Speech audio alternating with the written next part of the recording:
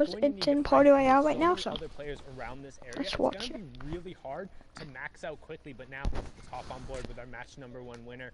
As you can see, the format in the right-hand side, each elimination being worth a point. You can see once you get into that top 10, you'll have 8 placement points going through, all the way up to 14 for first.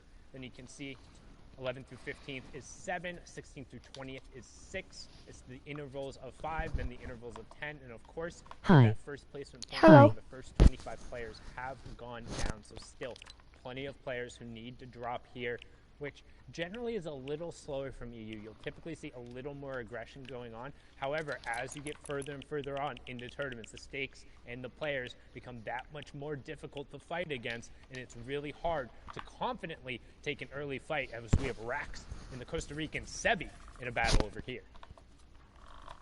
Ooh, and Rax on the back foot already. Now, this is that weather station just above Caddy. Sebi going in. The shots are going to go through. He's going to get the initial damage. He's going to follow up with the AR. The crouch spam, and it's going to pay off for him. The elimination comes through. But now the question posed for Sebi is, can he go get his loot? Can he go get the Shockwave launcher and that charged shotgun? Or will he settle for some of the Volt loot? And generally, that's the goal. It's to go through, get whatever you can from the weather You're not station, first, but you're the first person to say first, I guess. Down and hopefully pick up the remnants of whatever happened at Caddy Corner. But now we're going to swing on over to Authority, where we have Letwick.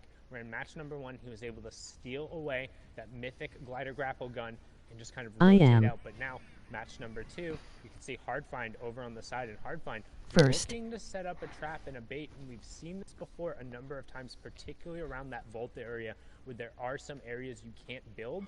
Players look to have just an immediate drop, but Letwick is set up really well in terms of his close quarters combat. Just having that epic SMG as well as the tactical shotgun and a legendary pistol means he has 1v1 really high rate of fire weapons that give him plenty of abilities to just spam and pressure Hardfind, who's gonna be looking for an ambush here in a second. But right now, both players are farming up. And it seems like they're respecting each other's areas of this Authority. They kind of know, hey, he's going to be over here. I can tell by how he's looted. I know Letwick's going to be in this side because I know how he looted from Hardfind's perspective. But what concerning about this is the players that are around. Carrot is there as well. You got 2 other players on the side. But Letwick is playing this very well. He's hitting some things, and then he's standing still. Because that's how the henchmen act. If they walk around, sometimes they'll hit stuff that's in their way, and then they'll stand still as you see one moving there. On the other side, we've got Wolfies, who's in a fight against some Marauders. Hopefully he's able to get out of those. The Marauders are very, very potent. They shoot you, they throw stakes at you, and they just will try to eliminate you at all costs. And they've got very, very good aim, especially with that hunting rifle there in the inventory of the Deadeye Marauder. Wolfies is pretty low, but he's got Ardent pretty low as well, 150 HP. Now the Marauders are coming in here. The third party this fight. Sometimes the third party does not always have to be an actual player. It can be the AI. This is really good for Wolfies. He's allowing the Marauders to go after this player and go after him for him and get the initial damage. But if he goes in, he's got to be careful. He can't look to go in right away with all these Marauders around. If he doesn't do any damage to him, they're going to be very, very, very hard to build through and walk through. As you see, the builds are going to get broken. This is bad for Wolfies. He needs to get rid of the Marauders. The shots are coming in, down to 11 HP. He's only got 2 builds remaining. Launchpad placed. He can't build anymore. Got a player right there in front of him. Sniper shot going to come out, and it does. But he goes down to a Marauder. Vato getting picked off there, but the Marauders catching Wolfies out. No builds, no natural cover nearby. Ardent soaking most of the aggression. Him opting to go down. Ardent will clean up all of that. So good heads-up plays by Wolfies to pick up the snipe, but the Marauders ultimately enacting their revenge there. And it can be so difficult when you get caught out by them, particularly in the open. The builds that will target those and will try and take them out. You're definitely able to kind of ditch them and get rid of aggro when you're around some of the more natural cover on the map, those houses, the bridges, and the stuff that are nearby. But Vato not going to be happy about that. Was trying to get a little bit of a third-party tag there, and Wolfie's punishing him right before he goes down. He says, hey, if I'm going down, you're coming down with me, and will also deny a key elimination point that could have gone over to Ardent. So ultimately, he's going to be upset his game is over, but at least he was able to pick up a little bit. Is now back on board here with Flois, and as we can see, he's used to fast starts, placing first with 5 elims in game 1 of Heats as well. So let's see if he can turn this confidence into something more, as he is over on the northeast side of the zone with plenty of players around him. However, he has priority on the rotation, but not a ton of materials to really do it. You don't want to be forced to burn those metal and the brick here. We refer to those as the hard materials because once they get built up, they provide that much more defense for you.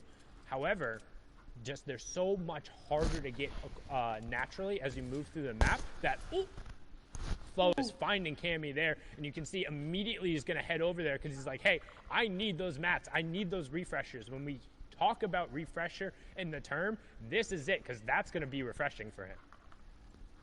What a shot and a heads-up play by Flores.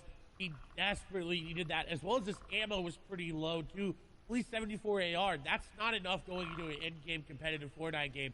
You definitely want to have a little bit more like Noah Riley here. Again, takes off Mr. Savage and now has the loot to show for it. The Yacht coming in clutch with this loot. He's got this player down, though, with those tags, but the big shield going to be popped there. Now Noah has to be careful.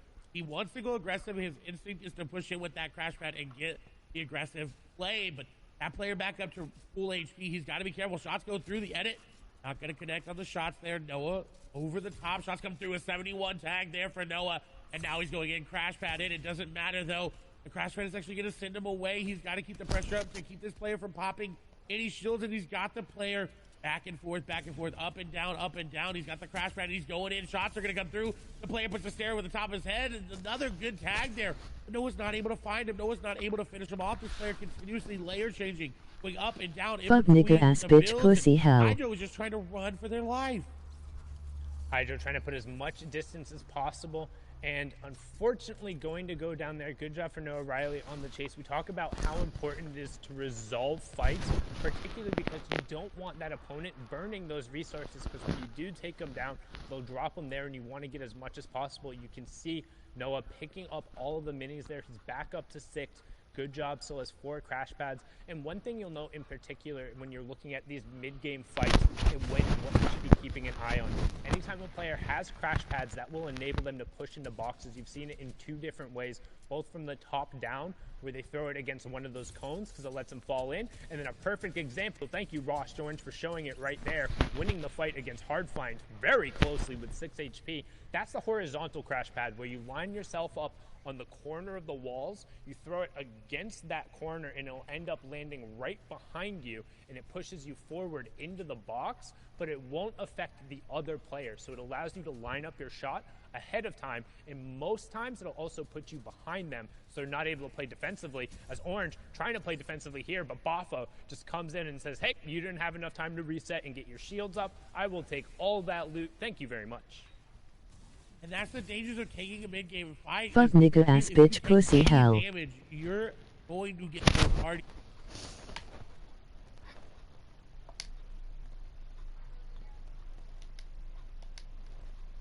Time you out.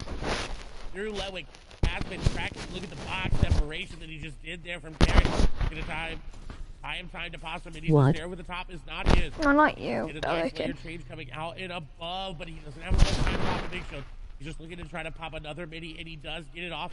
And now he's looking for a shot. He needs to put the pressure back on the Carrot. If not, then he's just going to keep running around, and Carrot's finally going to be able to get a shot on him. And Carrot decides, you know what? Not worth my time, not worth my materials, not worth my HP. I'm going to disengage. I'm 50-50 on that. It felt like if Carrot had kind of kept pressing, he might have been able to pick up Letwick, particularly because, look at Letwick, there are only 20 total builds coming out, but that also means if you are able to take him down, you're not going to necessarily get that much back. You'd only get the 35 total, and it's really not going to be that beneficial unless you're able to rotate cleanly off of it. Both have the crash pads, but now you can see fight going on here between Diablo and NXS ZAndy.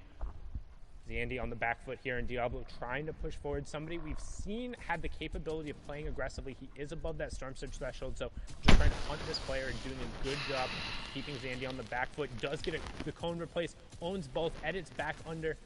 ZAndy able to replace that stay there, so Diablo just going to reset for a second, make sure he's still back up at near that 100-100 threshold, and then ZAndy going to go down, so good job making sure he picked that one up. ZAndy was below that Storm Surge threshold. Diablo will see that coming through. The Storm Surge will tick that over, so that's what we talk about right now. You can see on the right-hand side, Diablo is currently 130 damage above.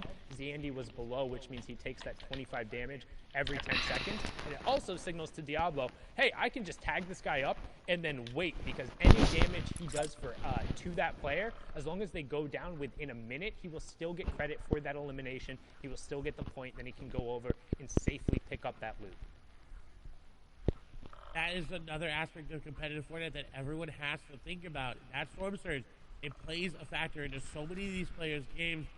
Sometimes they forget about it because they're pumping, they're rolling, they got their mats, they got their ammo, they got their builds, they're in zone, and then they're like, wait, I didn't tag anybody this game. I gotta look for a tag.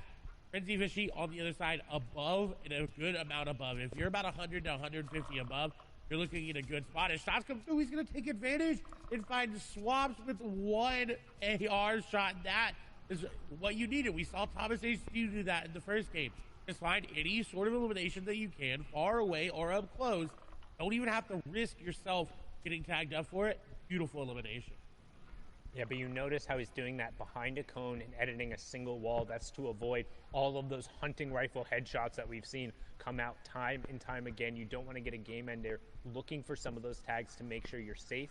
But that being said, when we talk about tags and going through, that's generally meaning you're looking for long-range shots, not with the intention of actually trying to eliminate the opponent, but just doing some damage so you're not threatened by the Storm Surge, as Flois ends Froggy and puts a prime example of why you need a cone in a window and to limit the number of angles you have, because so many of these top-level players will be carrying those weapons, particularly in EU, that is known for their snipes and hitting their shots. Well done from the game #1 winner, who's continuing to roll with the momentum here, boxed up next to Ardit, passive over the side, as we're transitioning now into that mid-game kind of territory, as players are starting to get closer and looking for priority in terms of zone number 4.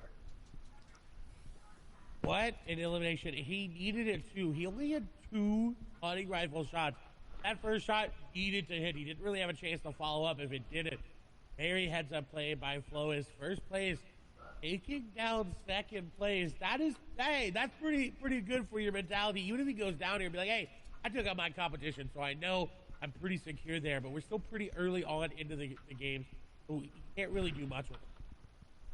And it's important to note when they stress during the top of show how every single interaction matters. Right there, Flois eliminating his direct competition right now, the player who is closest to him, who's able to pressure up. That means if he's able to build up a lead now, it's going to be that much more substantial, because effectively he's eliminated one of the players who can threaten him the most, as now we're on board here with ADN. We saw him have an amazing run yesterday, pushing in. Right there, you can see the Dorito edit being taken down, and that's such a good push. Fastroki was looking to set up a crash pad there with that edited cone in his box, but ADN dropped in and then occupied the space, stuck to the AR, and then just used the weapon to close it out. Well done getting a key pick there in a mid-circle. And he desperately needed his match. Were not looking good.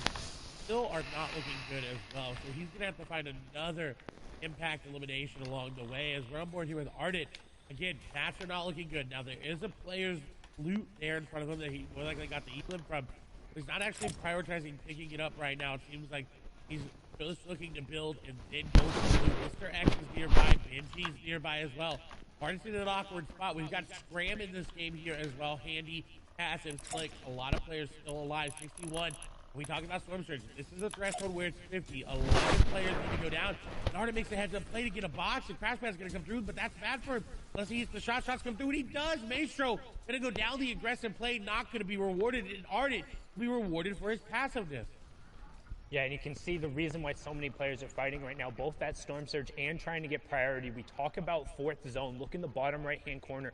Everyone is looking to box up and stake their claim on as much real estate as possible for when that half in, half out reveals. You don't want to be sharing a spot next to somebody as you go to rotate, and they're looking to clear out the players nearby, as Ardit picks up Flois there. So 1 and 2 are down. That's going to open up the leaderboard. Tons of players will have an opportunity to charge up. Eyes are now on Hen, and whether or not he can kind of extend his lead out there, as Ardit also picks up Letchi. Mongrel getting scout there in a brilliant job, because he's now cleared out all the players on this tarp, and then next to half in, half out, the one before moving is pulling directly over to this cluster of players. So Tayson, Benji, Keelix, Wyzip, Mr. X will all be over there, you, bitch. sharing the half in, half out. Okay, you're getting timed out again. Priority on everyone else who's rotating into the zone. So they're going to be fighting among themselves.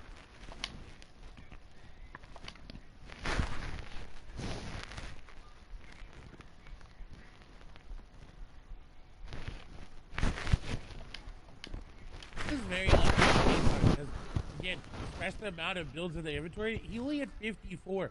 That is not where you want to be for this endgame. So he has to find an elimination to get to these moving zones effectively. He does have the 6 crash pad, but when you start to use those crash pads, you start wasting those builds as you box up, and he needs to find somebody. As shots come through, he's not going to be able to beam people out of the air just yet, as we do see Nebby unfortunately falling, but he did get that top 50 placement threshold, which is what a lot of people are playing that can say, hey, at least I went down inside of that.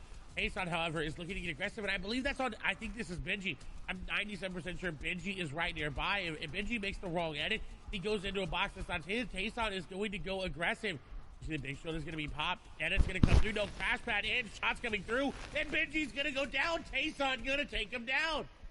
You called it. He was looking for it, waiting for Benji. He heard him trying to set up and get some space, knew he was pressured around the side. The horizontal crash pad entrance puts him behind Benji, cleans it up with the tactical shotgun, and well done. And Hen, the 3rd place player on the leaderboard before the last game, going on the high ground right now, has priority position with Enos and Mongrel just below him, also Floki on the same ground. But we're going to hop on over to the Become Legends player. He's been playing so well recently, cleaning up the Cash Cup on his birthday. Had a phenomenal performance yesterday to also guarantee him spot here, and he has priority on this next zone. What that means is he's the closest to where the safe zone has to go past. So as it funnels and everyone else rotates, they have to go past Hen. You do not get to past Hen, and you notice he's built so much space around him so he can't be shot at in return. All of these shots are completely safe, so anything he's able to convert on will turn into points for him here, as another placement point does take over. Now he's not shooting through that wall. That is just one of the graphical issues with the replay. He's picking up tags,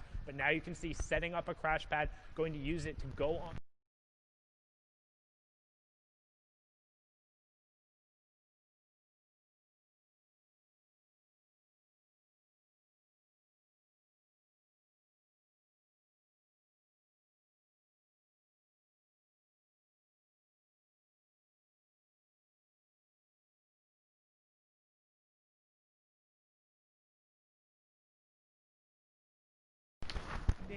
Are out of this game, but Hen looking to keep his dream alive and take down one player who landed right on top of him. That was a very, very heads-up elimination onto Pablo, but he's not that healthy. He has those minis in his inventory, about 126 effective HP. He needs to find another one.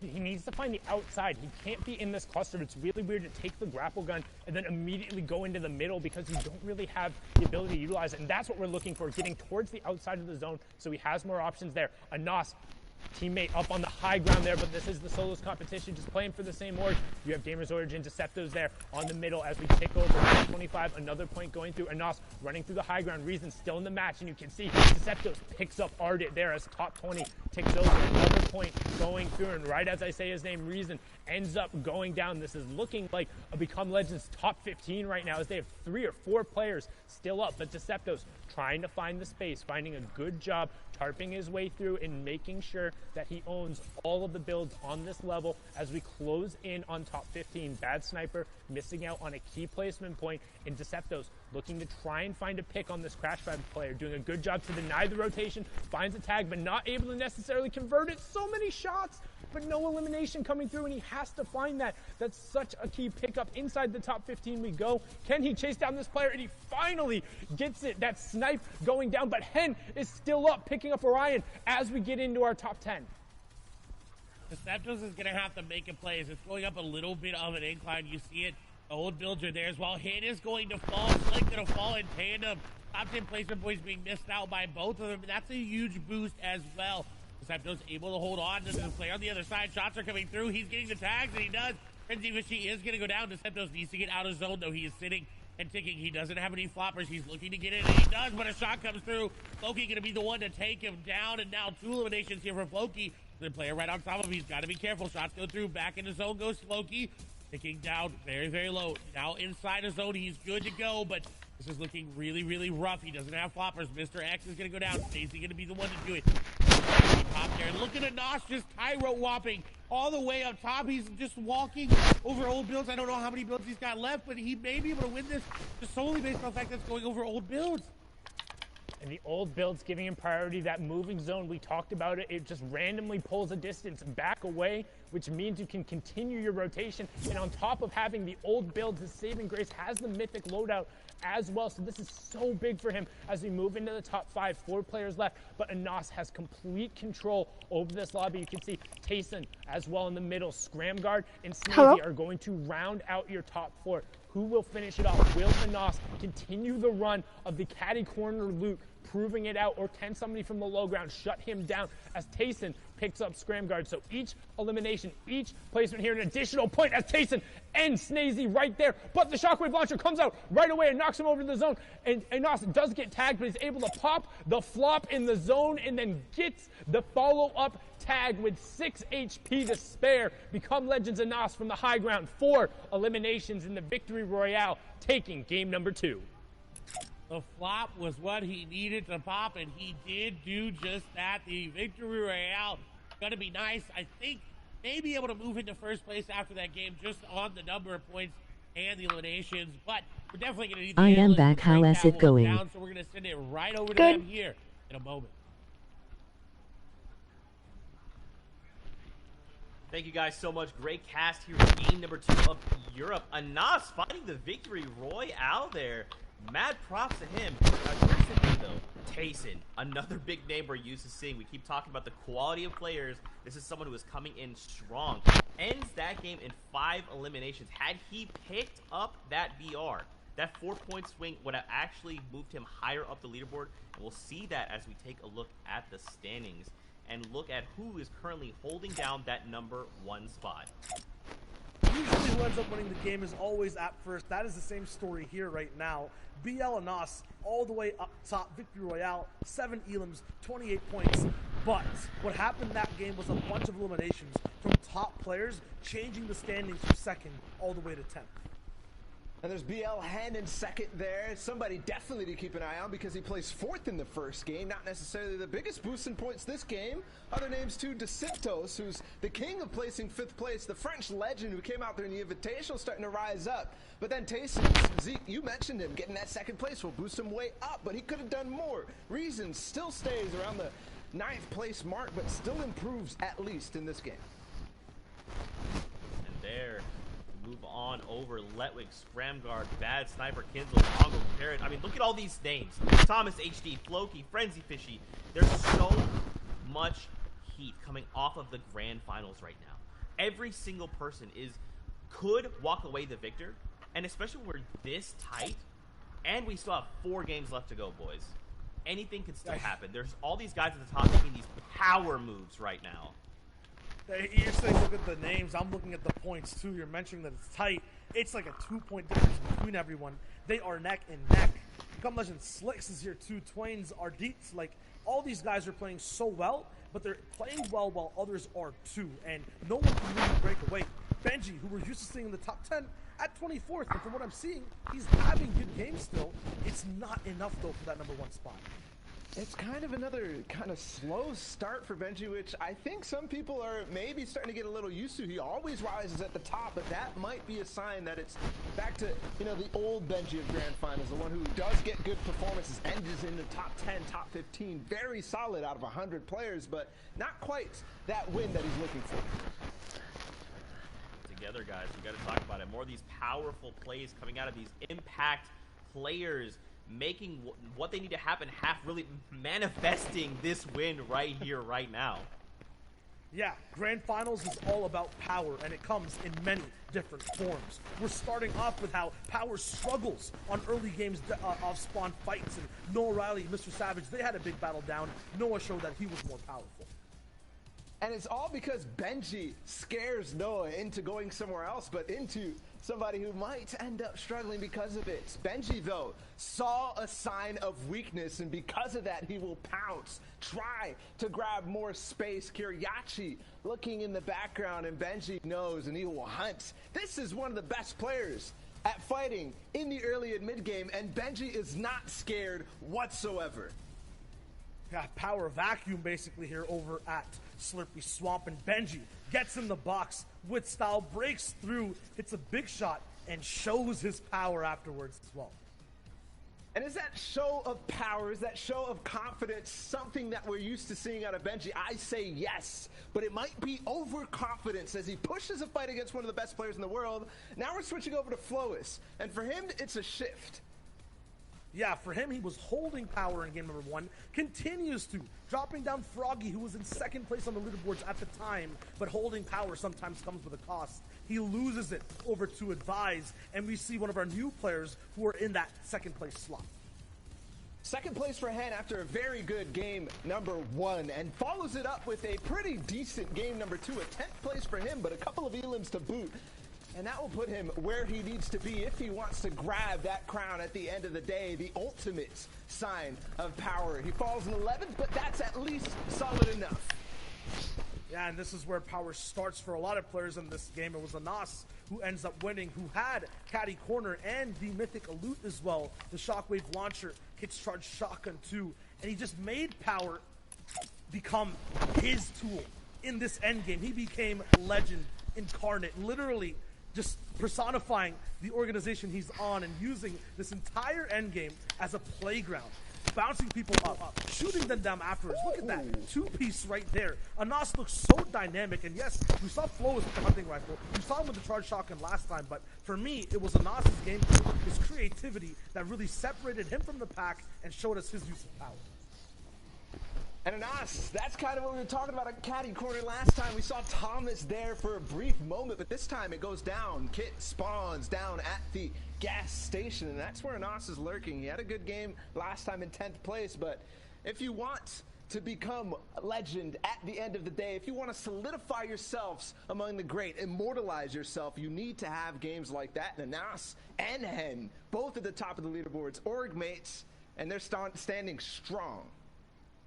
Both of these guys are definitely looking to break away. I mean, Anas is ahead of the game, 28 points, but Shy, is that going to hold? Didn't hold in game number 1 with Flois. I feel like when Anas gets that top slot, he holds it completely, especially at Caddy Corner. So I feel like, yes, that's my call. I like it. Quick and concise. With that being said, guys, let's throw it into game number 3 here in EU of the FNCS Grand Finals. Casters, we're sending it back your way to get into the action.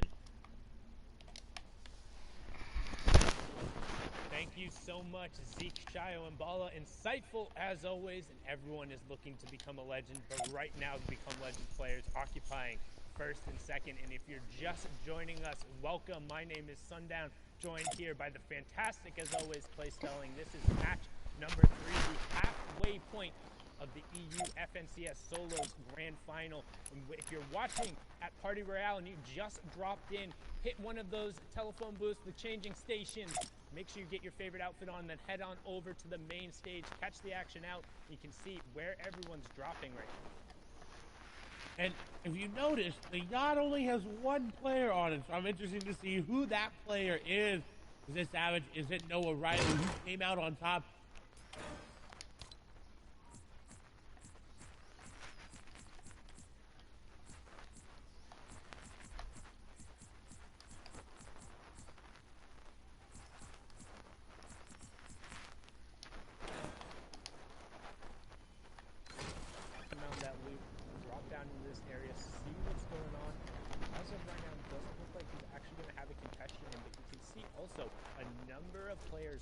Over just to the southwest of him. So right now, first shot coming out, we talked about those early hunting rifle tags, but not quite going to find it again.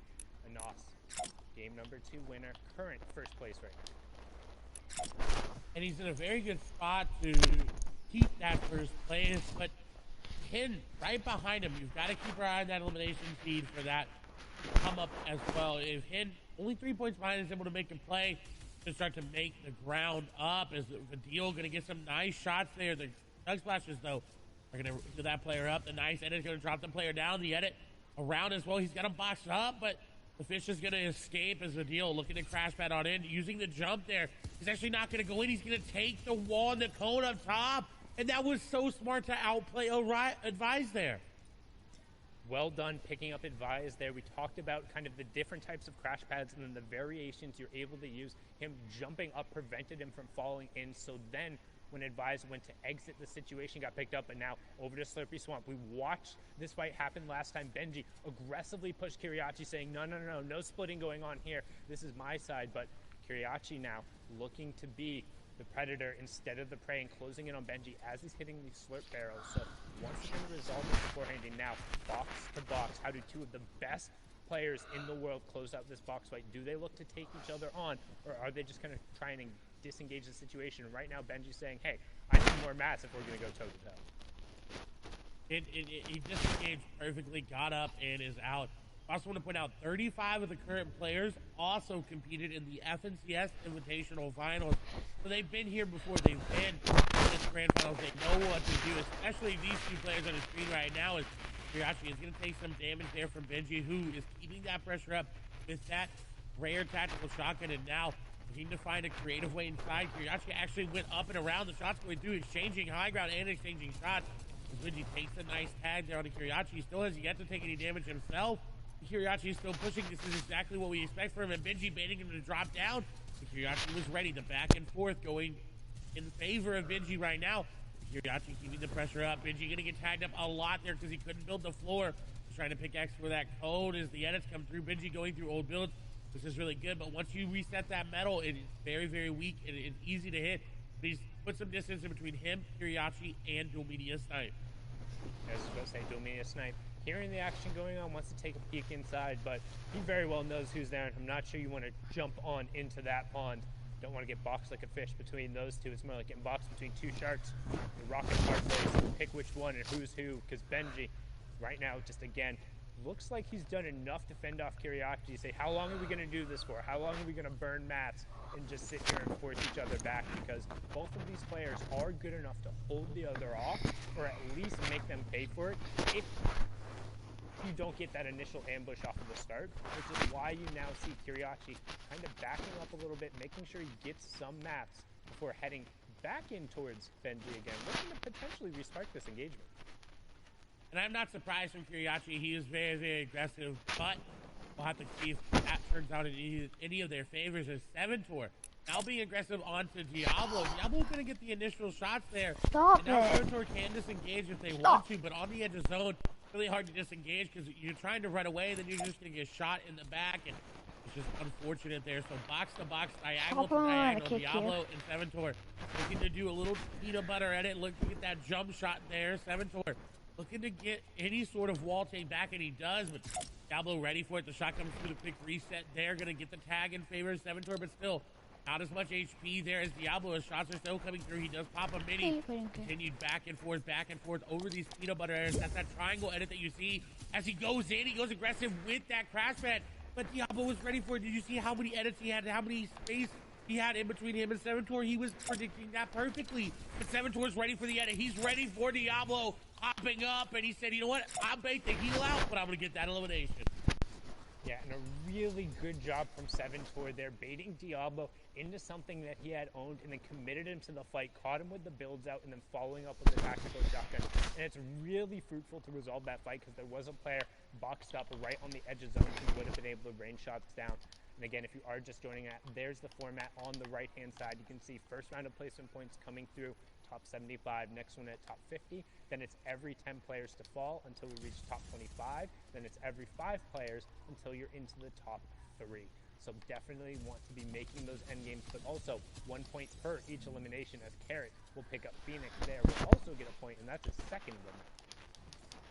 And he may have taken coolest out of his name, but right now he's the coolest of the authority, picking that elimination up.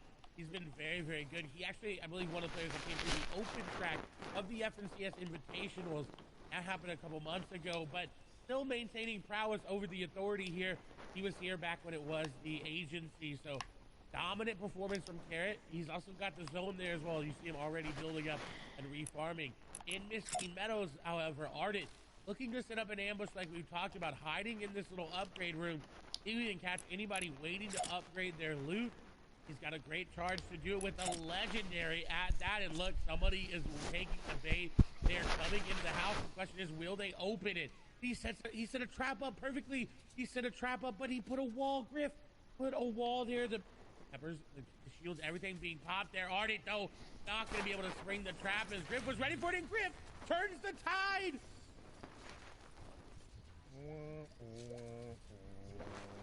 Sometimes you set the trap and the bait, but turns out you are the bait and you don't reel in what you want. That's what we talked about. He was looking for a slurp fish and instead pulled one of the loot sharks there. Griff turning it around after a rough game number 2, getting eliminated pretty much basically off drop. Ardit trying to spring a little bit of an ambush there, but instead going down. So good job on Griff, who we saw also had a very, very, very impressive run in order to make the qualifier here, but now on board with the 11's Tayson, a player who we saw be super successful in the heats yesterday. The problem is he hasn't necessarily really converted it today. We've consistently seen him towards the top. He was actually 7th coming in, so not doing too bad today, but probably also a little bit outside in terms of the placement that he would be wanting, averaging a top 27 placement and 5 elims total across the 2 games. And I think that may be due to the amount of loot that he's getting. He isn't steamy with 2 other players. It's really, really hard to find all that loot. And you see it in his inventory right now. He does have crash pads, but that common AR is not going to net you a lot of elimination. He's going to have to find a way to upgrade that, whether that be through an impact elimination or finding one naturally. Even if this is the open side of zone, and that meaning there's not that many people all around him. He's got a little space to work with there. Someone who doesn't have that much space is there's a lot of players nearby. Bad Sniper. He does have 15 points, a decent first couple of games, but not where he wants to be. There is a player nearby. He's got to be careful with the snipe, and if you don't have it, he's going to turn the beams back onto him, but not going to hit it. He has only 22 above Storm Surge, and that is nowhere near safe, as you see it already ticking down to 19. Yeah, and that Storm Surge threshold on the right side of your screen there. The number for zone number 3 is 70, so currently 17 players have to go down. Bad Sniper will be starting to look for tags here, but also doesn't necessarily want to overbuild himself too much because he doesn't have a ton of materials and he is out in the open. So if he has a lot of players who opt to end up spamming towards him, it can be difficult. And he's not in the safe zone yet, and now only 4 above. We talked about how kind of that threshold. Stop it. Saw him ticking, so he's trying to trade some tags out, get himself above. We have Ovation Arion and Smudge closing in on him, as well as 2 players already in the zone and coming back, and this is going to be key. And he got it! Huge tags and the Elim coming on to Meta Shrimzy. Super unfortunate, using the crash pads desperately trying to get in zone, but even with those tags, only 62 above. And you can tell he's not happy with it. He's already looking to move into zone and set up for another couple tags because he's going to need it. The 62 above just turned to 60 above, and it's going to turn to 52 above. And you're going to start trickling down that leaderboard as everybody...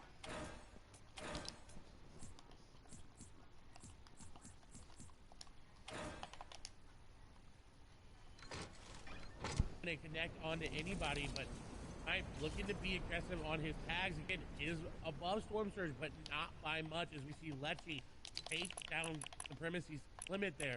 Type, though, has a very good position in zone. He can rotate to his right or his northeast there to really make a play on that side of zone. His shots are going to come through. He heard that cyber strike come through, and that player got tagged up by everybody, and Ovation's Arion is going to fall down. A single shot going through there, and we talk about it. You miss 100% of the shots you don't take, and it's sometimes worth just throwing the AR bullets over, both for Storm Surge tags, but you might get a little bit of that RNG on your side and pick up the elimination. Somebody else did most of the work, the hunting rifle shot coming through, but he'll be the better factor there as Kinzel now is going to put some pressure here onto Flopper Michael. Again, a number of players still under that Storm Surge tag, so you can expect the passive players to push through. Storm Surge will impact the players who have done the least amount of damage to opponents, but Flopper Michael punishing Kinzel there, who was under that pressure. 4 more players will need to go down before it turns off. Controller 007 picks up Maestro. Gambit's Moaka also goes down, but you can see Flopper Michael also under pressure here. He was the player who had the brilliant crash pad play yesterday. Can he set up another one here and end up converting, as now we're going to swing on over to Anas, get a nice little replay, see what's going on here. Chaining the crash pads, landing directly on top of the player and catching him over on the side. Sven, what are you doing? Cover your back, man. You can't be doing that on the edge of the zone. But Anas pushing himself further out towards the lead. Don't forget, he was in first place with 28 points, now sitting on 30, courtesy of the elimination and the first placement threshold. Very great play from Anas to realize that he was being ambushed here as well. Very quickly got out of the situation. Now Andy looking to be aggressive and looking to push. The shots are still coming through. Anas continues his dominant solo performance. He plays 16 in the solos Evan CS Invitational and 9th in DreamHack. And he's recently been turning online, you know, in these last couple of months. It's been really great to see him come into someone who could become a legend, especially after being picked up by that organization. With this disengage, though, it nets him a lot. He's able to refarm some of this metal as well if he wanted to hit that fence there. Refarm a lot of this wood as well. Benji picking up an elimination is good for him. But Anas, while he was in a good spot, now he's getting pinched by these players. And I believe he also had a pretty solid performance at DreamHack Anaheim, flying out to that land and making it to the grand final there, but now hopping on board another player who was there. Bad Sniper, though, under pressure from Atlantis' Lecce. Trying to get in the box. Bad Sniper disengaging. Does have plenty of shields and floppers if he can make the space, however. Now in the zone, and that's a 2-tick zone that as soon as it passes over and it closes, it's going to go to a 5-tick zone. So Bad Sniper is going to have a lot of the pressure here in terms of having the chug splashes and having the floppers compared to Lecce. Don't know his loadout, but doubt he has as much heals as that, and going to be punished there. Yep, no additional white heals coming out, so the Siphon really beneficial for Bad Sniper there, and he has a relatively clear path to the zone now. You can see on that bottom right hand corner only 1 or 2 players who are going to be in his way. And that's always unfortunate, is getting eliminated in zone as you're just trying to rotate through. As Anas doing the same. He's got white heals, but it's only in bandages, and he is popping them this time, but he's got to be careful. This elimination will net him so much. It'll give them loot, and if that player has any white heals as well, it'll be so good. As Andy is staying more healthy than Anas. The zone, once it closes, like you said, 5-tick, and now it goes down. Shots are going through between each other, and Andy's got that flopper. You're back, guys. I'm just gonna do something quick.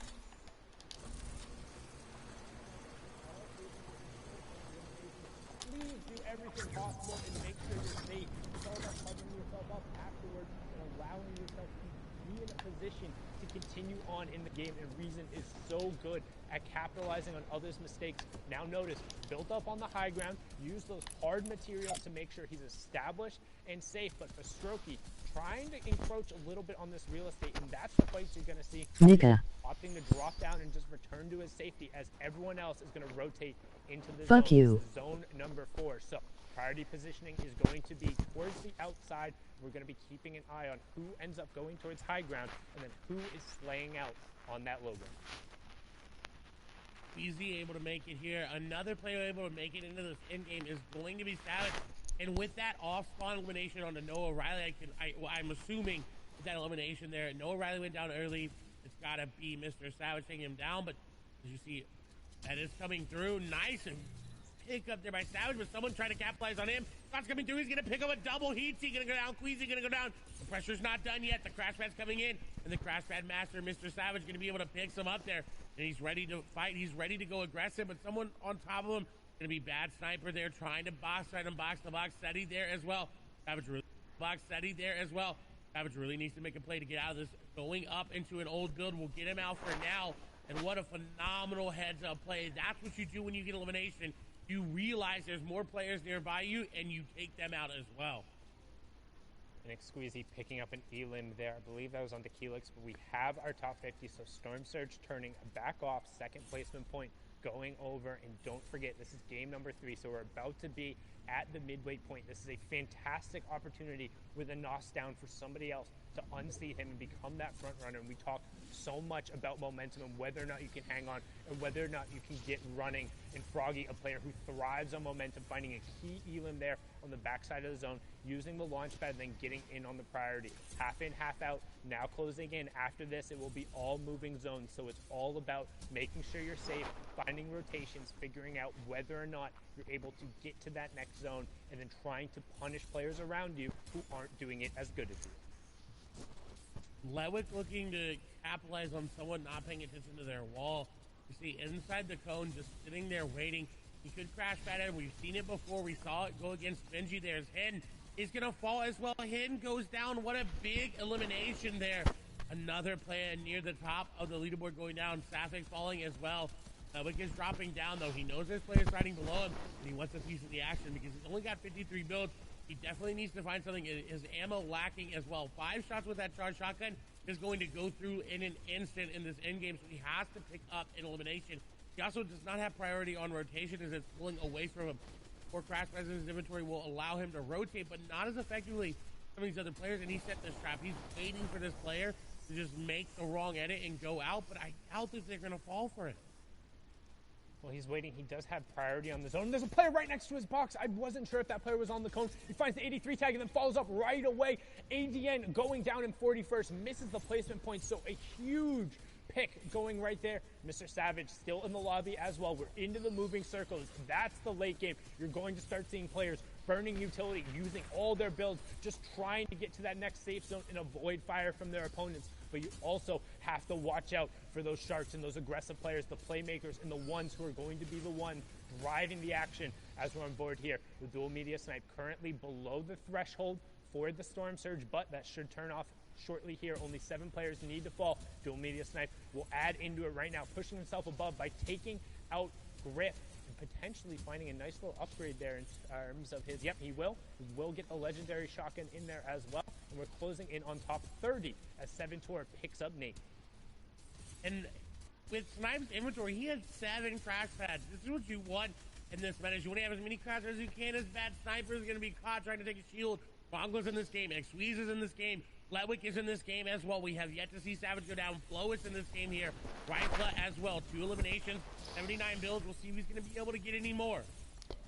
Deceptos is also still up. We saw him there on the wide. That was the player who was in third. He should be able to push up as the every 5 players will be a placement point. Reason gets ticked over by Frenzy Fishy. Orange takes out Cartoon. 7-Tor gets Sebi, closing in on top 20. That's another point going over. As now Rifla looking to add his name to that list of the Become Legends players pushing their way up the leaderboard. But Deceptos picks up Wanloss and Savage picks up Z Andy. So still a who's who of top players left, but that's everyone in the lobby. As Thomas HC gets another one. Mongo picks up an Elim and Rifla ends Mr. X's run. Skype also getting orange. 2 more players will need to drop before we close in on that top 10 as 7-Tor also gets Mongo. But the question is, who's on the high ground and is there caddy loot? And right as I say that, Thomas HD with that mythic shockwave launcher. Can we make it? 3 out of 3. Rifla though, bottom right hand corner of your screen. Dual media snipe, top right hand. 5 Elims for snipe, 3 for Rifla. Thomas on the high ground and the wide on your left. And Thomas using it so well, but Rifla is doing just as well as he's being aggressive there on to players of leave. That's going to be a squeeze in the box as he is going to get the elimination there. Thomas may have the high ground right now, but Rifla is putting on a show. Snipe as well, 5 eliminations. Ludwig going to get taken down there by Fadil. I'm going to take down another one as they're going up the mountain. He's reloading that shotgun because he's going to need it as Crash Pad's going through. 6 eliminations there for him, 4 for Rifla in the bottom right. Thomas still on the high ground. We're going up a mountain. Keen needs to get up. So does Skype, very low HP. Skype's out of builds as well. He's more likely going to take over to the zone as well as Keen. Rifla, very, very healthy. Crash Pad up for high ground. Thomas HD going to take it for now. Dual media snipe, though, being aggressive. He's going for it. He does not secure it. Thomas HD in zone, not as healthy as Dual media snipe now. Rifla with the RPG, trying to throw it down. Shots coming on through. Chaos. Kane going to go down. Skype going to be the one to do it, so he stayed on through the mountain. The HP wasn't enough, but Snipe with 6 eliminations, player right on the edge of his box. He's going to take down Skype, and now Snipe versus Thomas. versus Rifla. There's RPG's gonna go through. You may have Kid Shockwave Launcher, but I've got a shotgun for you, says Rifla, as he takes him down. 5 eliminations. Rifla versus Dual Media Snipe on the low ground. RPG, Kid Shockwave Launcher as well. He's got too many things to reload. Will it be enough? Will he be able to do it? Dual Media Snipe in a bad spot, though. Does he have floppers? Does he have anything to make it work? Does he have any builds? Shots go through. Does that build dropping down? Shockwave's not going to be a factor here. RPG going to be used. Rifla concerned on only using that. I think this may be the key to picking up the victory royale. A lot of builds remaining here for him. This is the game. Snipe is running out. RPG going down. That should be the shot, and it is. He gets the tag, drops down, comes through, and shotgun for the victory royale. And brilliant decision from Rifla, opting to use the actual rocket launcher instead of that mythic shockwave launcher because the zone pulled back over old builds. He needed to destroy them. If you're covered, you're not going to be able to get through. So rather than wasting the rocket ammo, uses the destructive potential, secures the victory royale, and he says to his org mates, it's not about you right now, it's about me. All sees this opportunity. 3 games down, 3 games left. Zeke, Bala, Shio, please let us know what's going on because this is so tense at the top. This is absurd. It is absolutely tense at the top. I mean, EU is firing on all cylinders today, and it is an all-out battle at the top. We have to take a look at the standings. Now, we know coming into this game, Anas was holding that number 1 spot. But the question becomes, how many points has he racked up in that last game? And does he still hold that number 1 spot? I think it's going to be a dead heat at the top. I mean, it's neck and neck for so many different people because we've seen this kind of bounce all around. Everybody wants to be involved in this race. And Deceptos is the one who's all the way in the lead in first place, 32 points, 9 eliminations, and he's playing so well that he doesn't even need a victory royale. No, he doesn't. Not at all. Flois is up there. He kind of had that first moment, that game 1 win. Anas will clap back. And then Rifla, it's kind of in order there, but all the players who won the games are literally tied up at 30 points. It's all about elims. There's even a further tie for Anas and Rifla.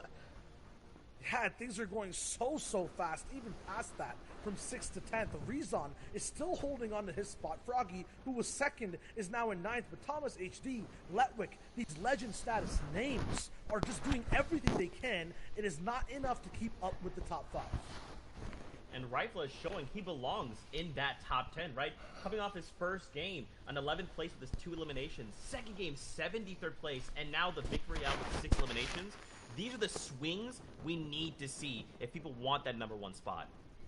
And there are swings happening. They might not all be seen because you can see it. Vidil in 19th place. He just had a very significant game. Look at the elims for him. He's actually tied up with those players up at the top of the leaderboards in terms of elims. He just needs to convert on some of these other games to make it really count.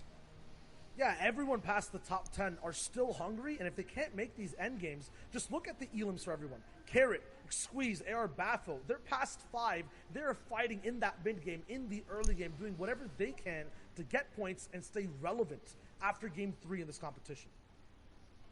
Guys, we are off to the races. We are halfway through this sprint, and we can see the finish line there. Okay. The question is, who will cross first? The blocks are off. The starting blocks are completely off. These guys are off to the races, like you said. And we're kind of trying to see who's going to catch up when we get to the finish line. We're basically halfway there. And at this point, just trying to extend the lead until we get towards those final games and start dashing towards the win.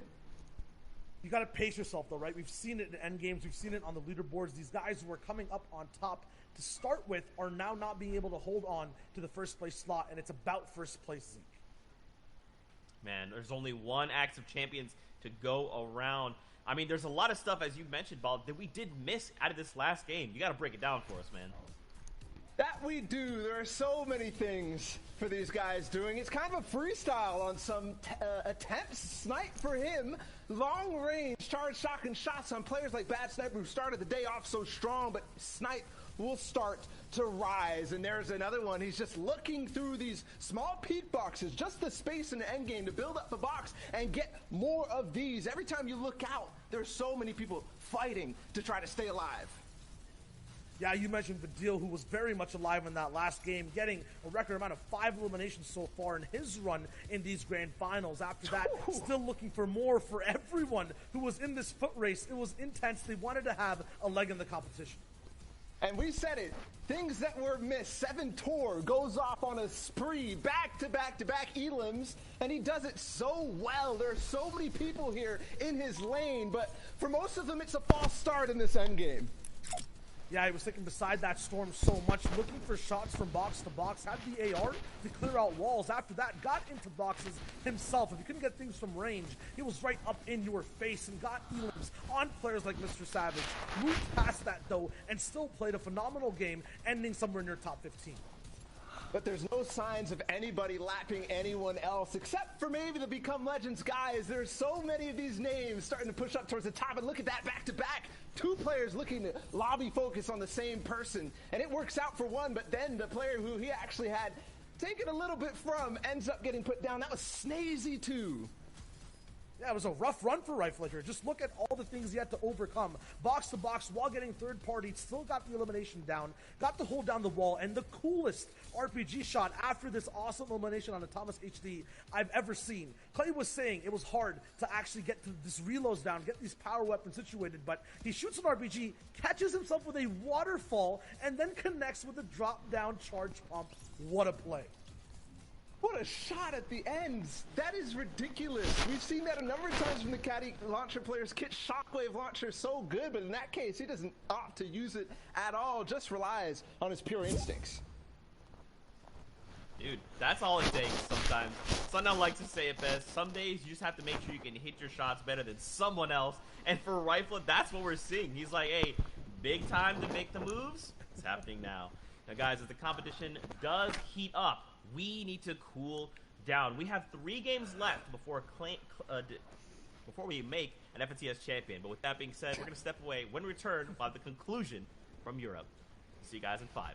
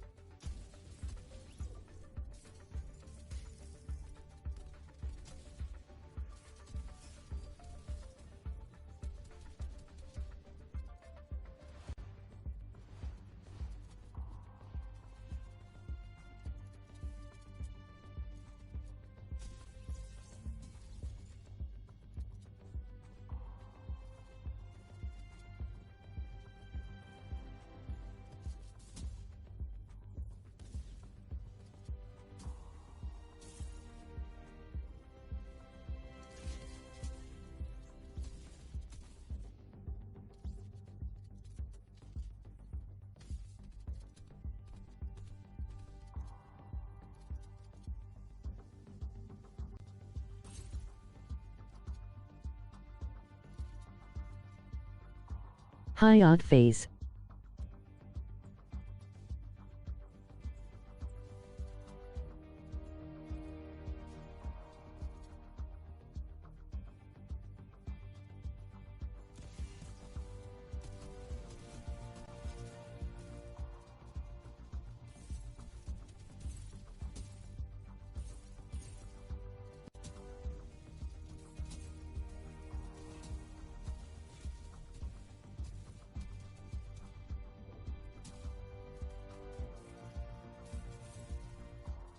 Hyatt Phase K6 drills.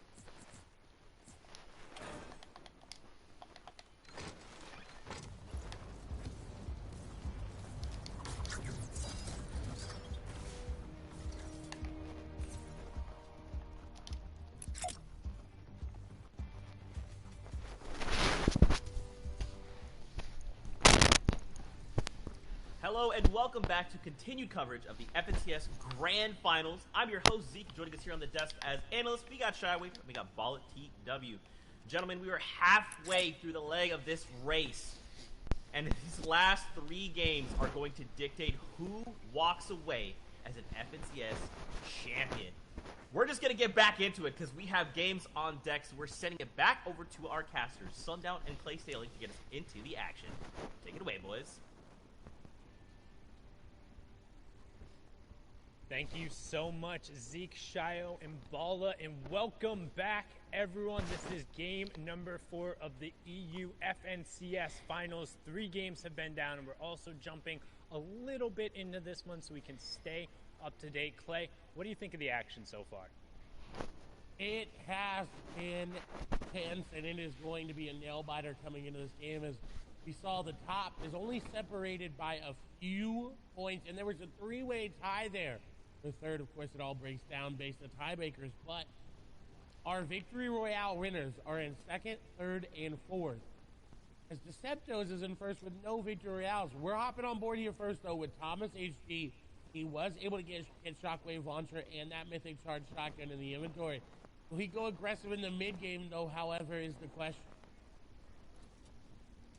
And that's what he's looking for right now. We talked about just how valuable that mythic loot is coming out of Caddy. He also has all of the excess shields and the guaranteed launch pad that comes from the vault, but you still have to execute on the rotation because while it is super valuable, everyone and their mother and their grandmother and probably their 3rd and 2nd cousins and that one person you talked to in 3rd grade the one time as you were at the water fountain, they all want this mythic loot. It is so strong, particularly in solos when it comes to maintaining high ground control in the end game, which allows you to convert at a much higher percentage at actually closing out the game.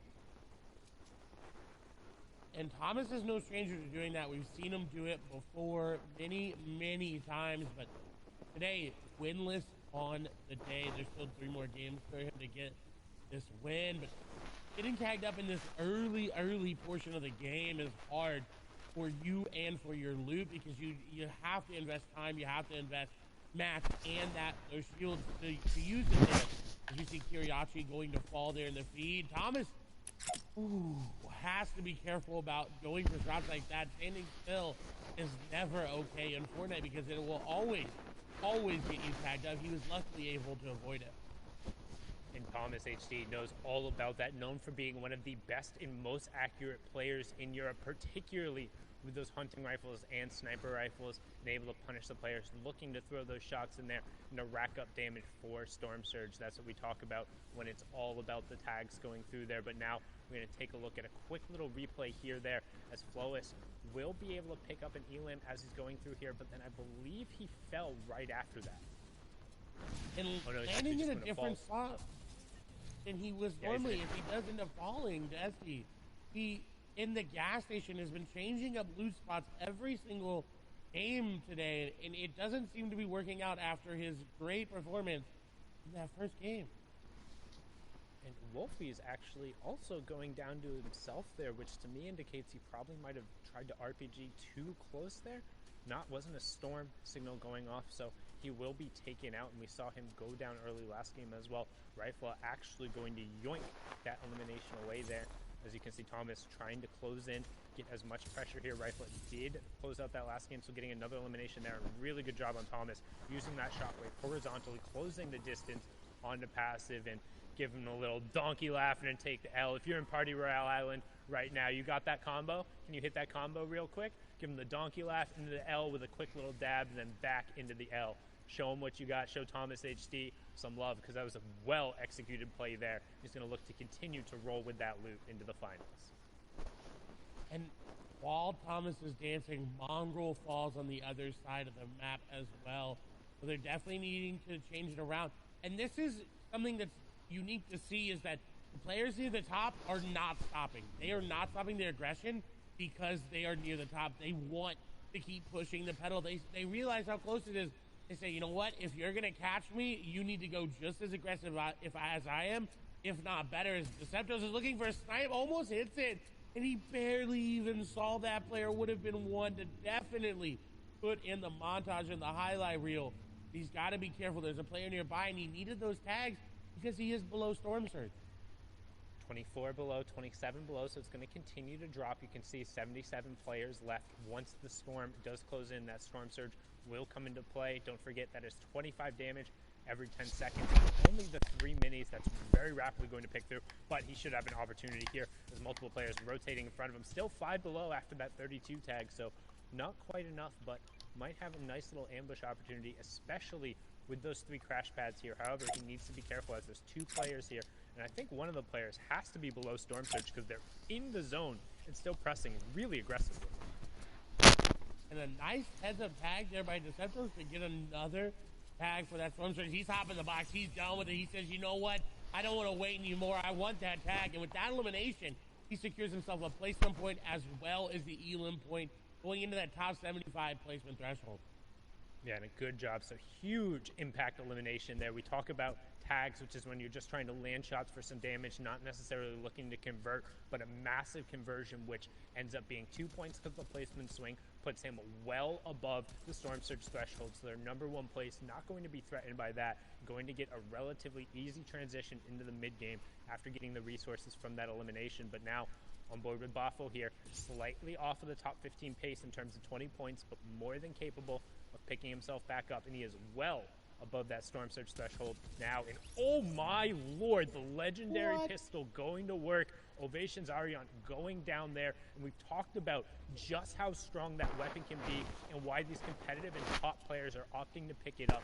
It's because in the most recent season, all of those assault rifles have had their headshot multipliers changed to be 1.5.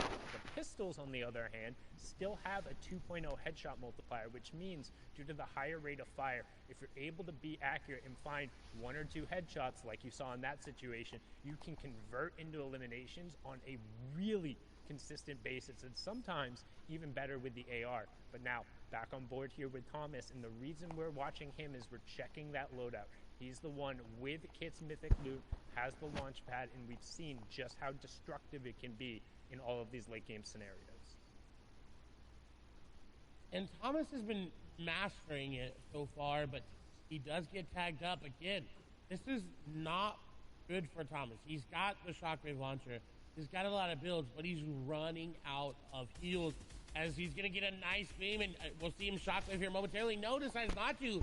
As Carrot seems like he ran out of mats or was just in a bad situation, and Thomas capitalized yet again.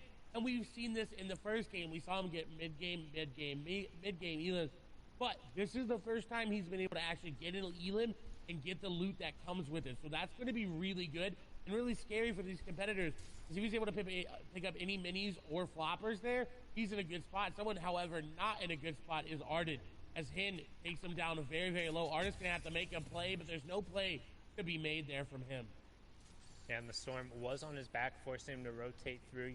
Hen also good job dropping down, picking up whatever he could get there, because you notice not a ton of materials coming over just below the elimination counter to the right of his name. You can see the total number of builds he has available as it does start ticking down. So only about a third of the maximum available, because when you're in the competitive mode, there is a mat cap. It's not 999 metal, 999 wood, 999 brick.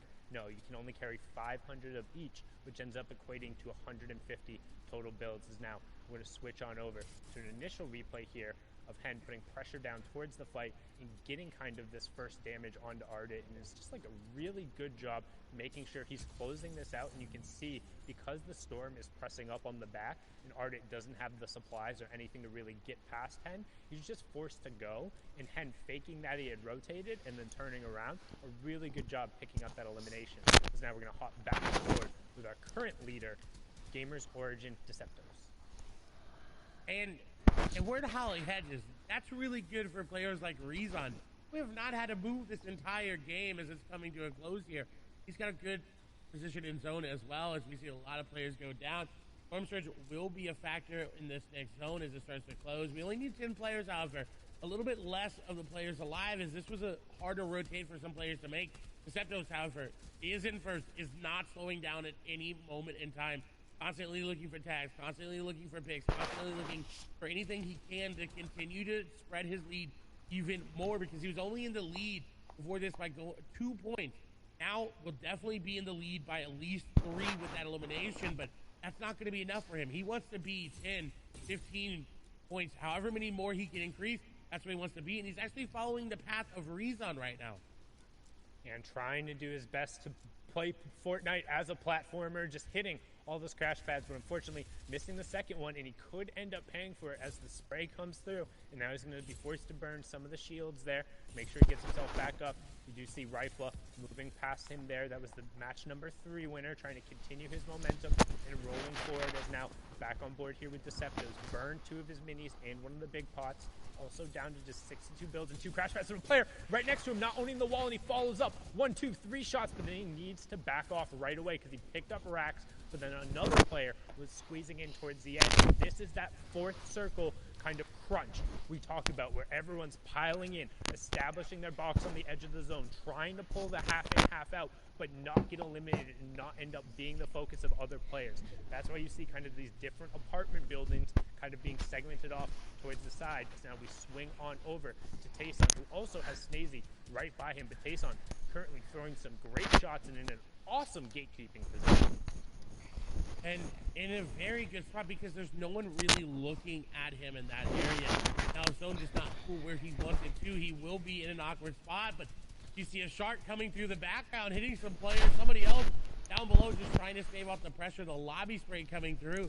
And that's what happens when you be a little bit of a loot goblin. Is Milan going to go down, but he's not looking to get another elimination there. So someone else trying to rotate out as well. A lot of shots going down. Everybody firing. He finds the man's literal foot there. He's getting shot down to him, but I think that elimination is going to go over to Vidil. So Tayson not able to capitalize on the second elimination, but at least able to pick up 1. And you can see the thought process behind Vidil right there, trying to get around, or Vidil picking up Pinky there, trying to get around and rotate the side, using kind of the water and the path that was there. But both the Sharks and the lobby focus, and the fact that the players had already established themselves in the zone, meant the late rotate wasn't going to pay off. As now, look at the players who are all stacked on top of each other here. We're going to hop on board with Letwick, who's going to pick up Floppa Michael. We are inside the top 50, so second placement point has gone over. Now back on board with Letwick again, trying to push through and find a second Elam. It's Rifla who's going to get down. That was the match number 3 winner, so still plenty of the top players left in this one. But they could go down if Letwick's continuing to push this advantage, but he doesn't have HP in his inventory. He's got the floppers, but no extra minis. This is not what he wanted from that loot. He was hoping for big shields, chug splashes, any more minis there. but not able to get it. Maybe wonder if Rifle was able to steal some of those away as he decides to disengage and actually ends up landing near Slick there. The Strokey down there as well. Slender, Vadil, Queasy, Tayson down there as you see them panning through. Rifle, though, in a very good spot to look at anybody crash padding into zone. His shots continuing to hit here for him is just tracking beautifully through the air. Milan will fall there. Running out of AR ammo, though, so this is concerning. He's not able to pick up any of these eliminations. It's not really worth it. Yeah, he's desperately looking for the siping because he doesn't have a big pot to take himself over. This is the half-in, half-out zone, so he's just trying to keep the players from rotating in. But as you see in the bottom right-hand corner, pretty much everyone has already made it right to the edge of the circle. So once we move into zone number 6, aka the moving zones and the late game, it's all going to be about the rotation priority. This is the late game, match number 4. All of the top players are still in it, so keep an eye on that top left corner and who's taking down who, as all of them are capable of winning this game and closing out the victory route. 40 players remaining. The zone's going to close here, and we'll have the first reveal of the moving zones. You can see Rifla, Deceptos, Seventor, Steelix, Bion God, all the players directly on top of each other. Floki, Thomas HD, Vato, so many players stacked right towards this edge, and nobody has priority on the zone. Everybody is going to be forced to rotate. Look in the bottom right-hand corner. Pretty much the entire lobby is on the south side, and you have to go northwest. This is going to signal a ton of early crash pads, early launch pads, and then players who don't have that utility either looking to recycle it from opponents or just branch out right away. And here it goes. The crash pads and the launch pads are out. Rifle choosing to just launch instead of recycle because he doesn't want to rely on that volatility that is in the Fortnite lobby. You see, looking around and scouting everything that he can. He wants as much information as he can. SMG is out. We haven't seen any SMG plays here in competitive Fortnite because not a lot of players are prioritizing it as an RPG is going to come through. Rifle going to take a lot of damage, and I don't know if he's going to be able to get out of this one. 29 HP. He does have mini shields in his inventory, and you see he did get out, and he is going on the aggression. He has to go forward, and he needs to realize that he's got to be careful. He also needs this. He desperately needs to get elimination, challenging high ground there, and now dropping down. And MCS X Squeezy has just picked up a huge elimination. Deceptos going down. Anas also going down. X Squeezy got picked up right before that, but the 2 top players are now out. This is Rifle's opportunity to stamp it. Hen is out as well. That's another player who is top 6 going into it. All of the legends are dropping, and Rifle is saying, it's my opportunity to shine. He won match number 3. Kenny turned it around. He picks up Slicks as well, saying, I'm the best of us right now. I will prove it. 39 points. Top 25 going through another placement threshold, but can he execute from the low ground, now hopping up into the mid ground as we get a look at the wide and everyone else rotating through, but back on board with Rifle. Already 4 eliminations and pushing for that next placement threshold at top 20 as Janice picks up Thomas. Shrimsy also going down, another point ticking over, and that's around 40 for Rifle. This is really good to see, but he's got to keep going. He can't get stuck in the zone like this. That's exactly what's happening. He's being held out. Shots come through. Not able to connect on him, and he's going to take over the zone. 41 points is what he's finished on for this game. So anybody over 41 or close is going to look to challenge. Janus on the high ground. Levick in the mid ground. Tayson there as well. Smudge and Stacey. Vadil, PCH, and Scrib there. That's your top, 11, 10 players there. As Janus is looking just to spray everybody. PCH rotating through that second high position, looking to get anything going there is Interact is hiding behind Letwick there. We get a lot of wides coming through as Janus is trying to pressure down there. I believe with that pistol there, or maybe an AR, doesn't really have much to work with. It seems like because his HP has not increased. Is Tayson going to get tagged on up? Smudge and PCH at it. Scrib trying to make their rotation through. Slender on the low ground as well as Stacey. PCH is unfortunately going to fall. Interact going to be there as well. Vadil right now on your screen. 3 eliminations looking to make it more. 9 total players remaining. That crash that Flopper. Scrib is going to fall there. Vadil trying to rotate with the last little bits of match that he's got. And he's got enough hard match to make one more box. And then he's going to have to make a play. As everybody making plays down below. He's just trying to hold out. He doesn't want to drop down right away. Stacey going down. Nice shot there on the Tayson.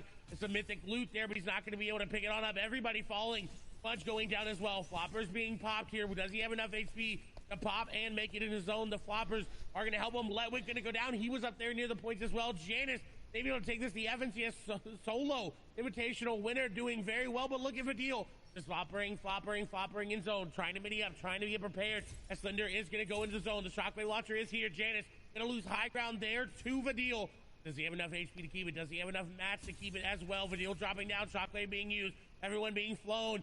Janus is still there, shots coming through. Vidil going to miss, and unfortunately Slender going to take him down. Now in a 1v1 scenario, Janus launches himself into zone. Oh no! This is not what he wanted. He didn't want that, but shots go through. He hits a lot of damage, and now the HP is back in his favor. Slender has to make a play. Shockwave's being used, and I don't know if there's enough Shockwaves left in the game to give Janus the win, but he's got the HP. He's got the shotgun shot. He's got the pressure, but can he find it? Can he find the angle that he needs? He's going to have to drop down sooner or later. The zone. Look out, one more, but Slender notices that and gets the jump up dub.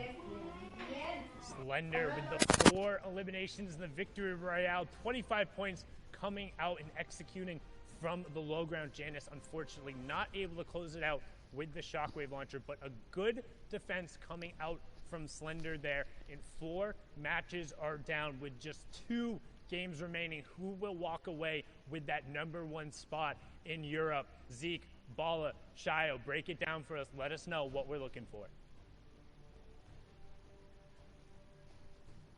There's a lot of things that we are looking for, and right now there's actually some we have yet to see, and the leaderboard is going to help uncover what it is we're missing, because there's a shark hiding in the shadows as we are running through this race toward this finish line. Boys, first off, big congratulations there to Slender.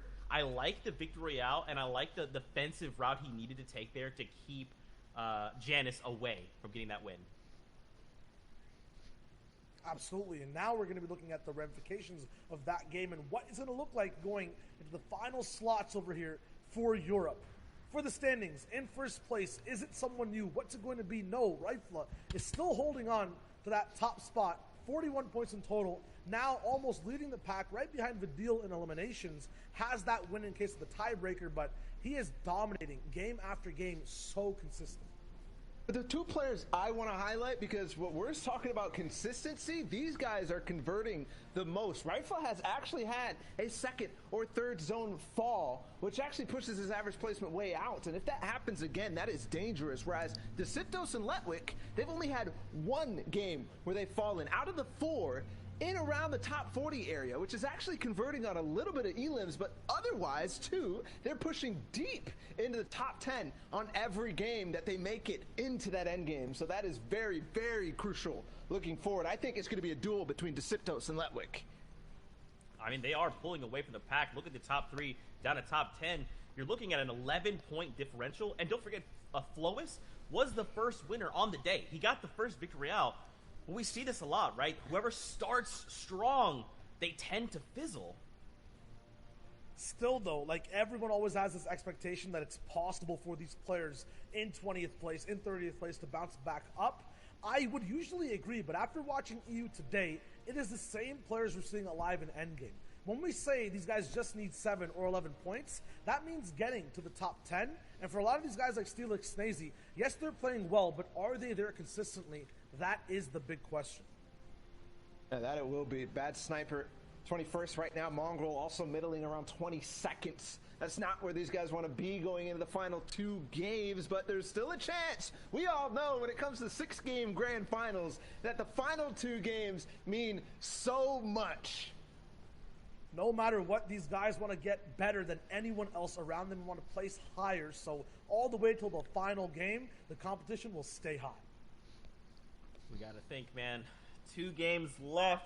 It's wild to think we've been doing this for like 3 weeks now, and now we get to look at the conclusion, see who will hold the Axe of Champions high, and after 2 games, we'll have a new FNCS champion. Now, guys, we were kind of talking about players, the shark in the water, and it's none other than Dissiptos, who is finding himself in that 2nd place. We haven't seen him much on broadcast, so what has this guy been doing? Yeah, I mean, I thought it was going to be a group effort here, but 100% we'll break it down in just a sec. Dissiptos has basically been going, as you said, Zeke, through those shadows, right? He's been playing around other players and how, you know, kind of pop-offy they've been. They're kind of showing overall exactly what they can do and break down in front of everyone else. And while they're taking the spotlight, that's the word I was looking for, Dissiptos is operating in that background. He's getting everything these players are not looking at or seeing.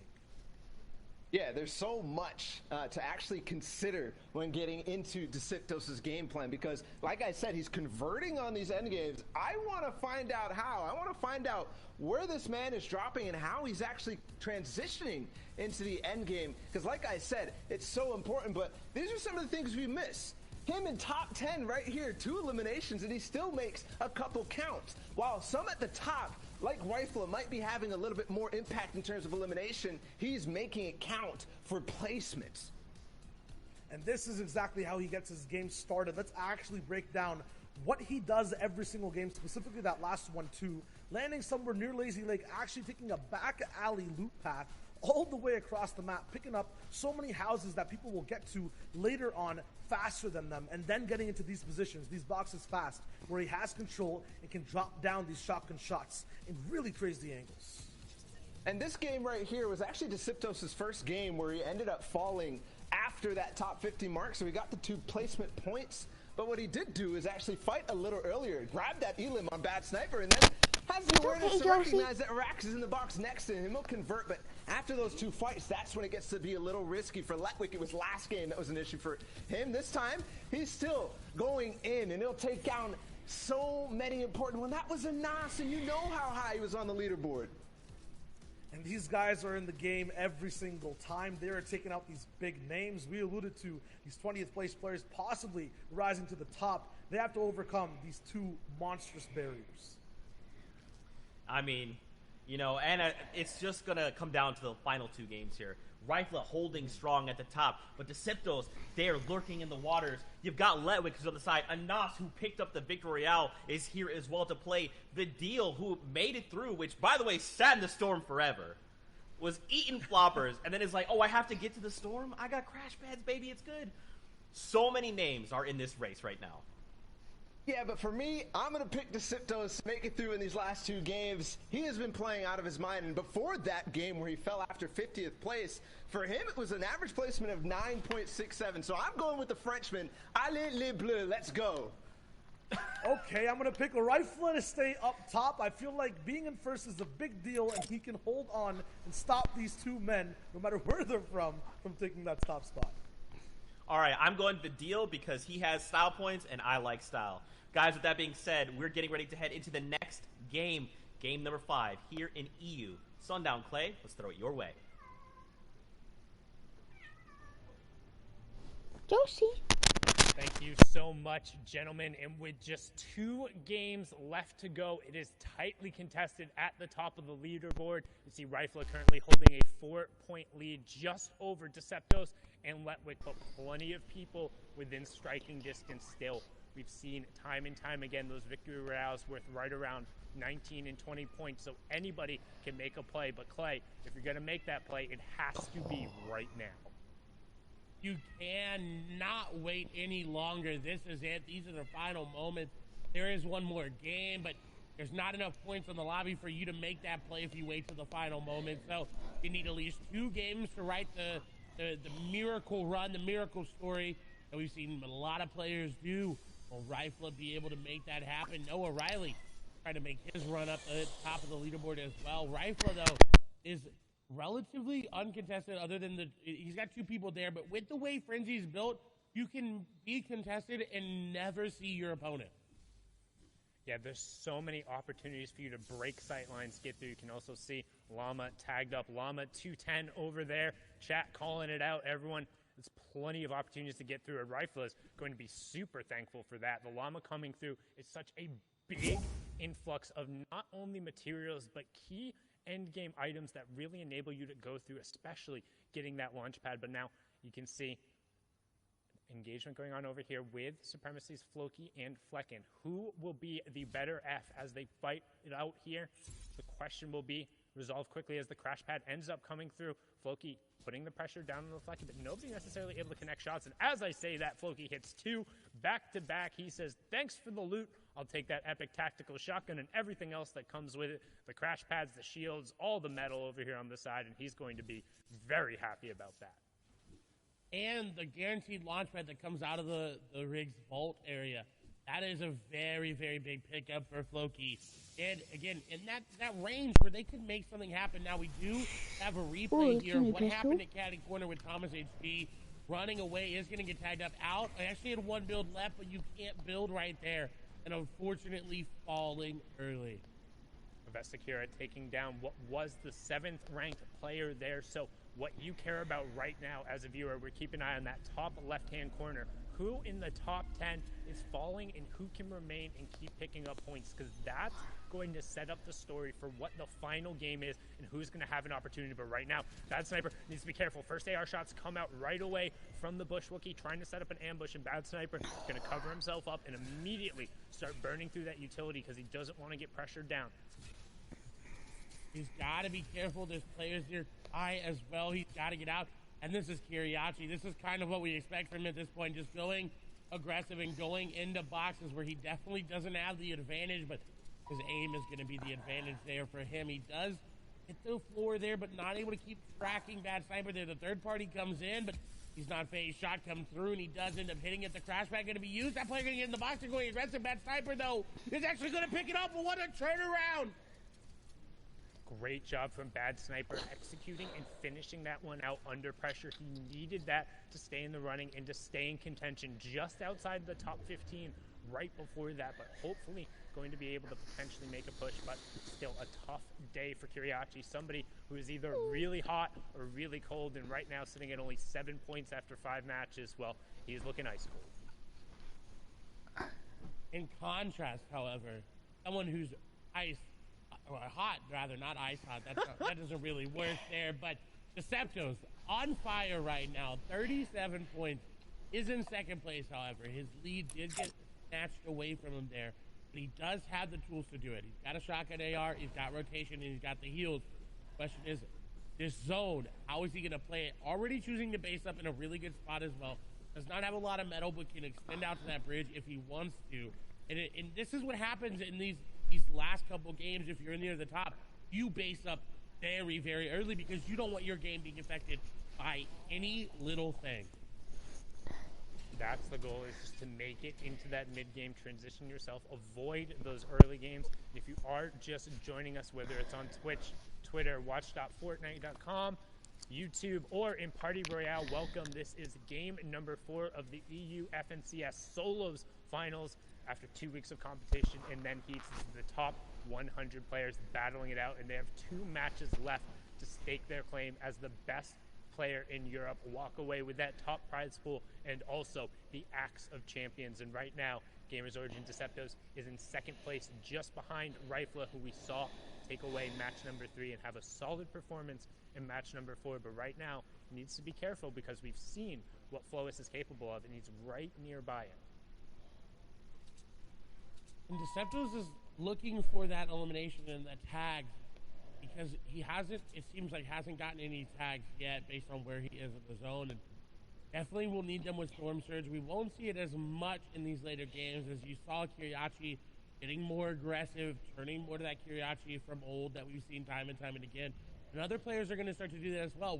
They need that pop-off game. They need that game to really set them apart. That's what they're doing. But we've got another replay here from Letwig's perspective as he's on the back foot running away from a henchman, as well as another player there is going to look to try to take down Jules. And unfortunately, you can't take down Jules when there's a Carrot lurking nearby. The coordinated spray there between the henchman and Carrot will take down Letwig. He was third place going into this, so still plenty of room for others to move up the leaderboard. But hopping on over with Hen, who was 6th coming into this match, trying to keep an eye on who's on the top of the leaderboard. What are they doing to set themselves up? Because again, this is the second to last match, so if you're going to get going, you have to move now. With top 75 ticking over, that's 1 point for everyone left in the lobby. You get a placement point for outlasting the first 25 players, then you get a placement point for outlasting the next 25 players, so that's top 50, and then after every top 10 until you get to the top 25, and then it's every 5 players until you're into the top 3. So right now, Hen just trying to settle himself up, make sure he has plenty of materials. He's in a good spot to rotate after this, but he is very far south on the zone. So if zone number 2 does pull northward, it can be a little difficult. However, he's looking to just potentially find tags on rotating players, and he's going to find one there. And he needs this because he came into the game down, I believe my math's correct, 7 points there.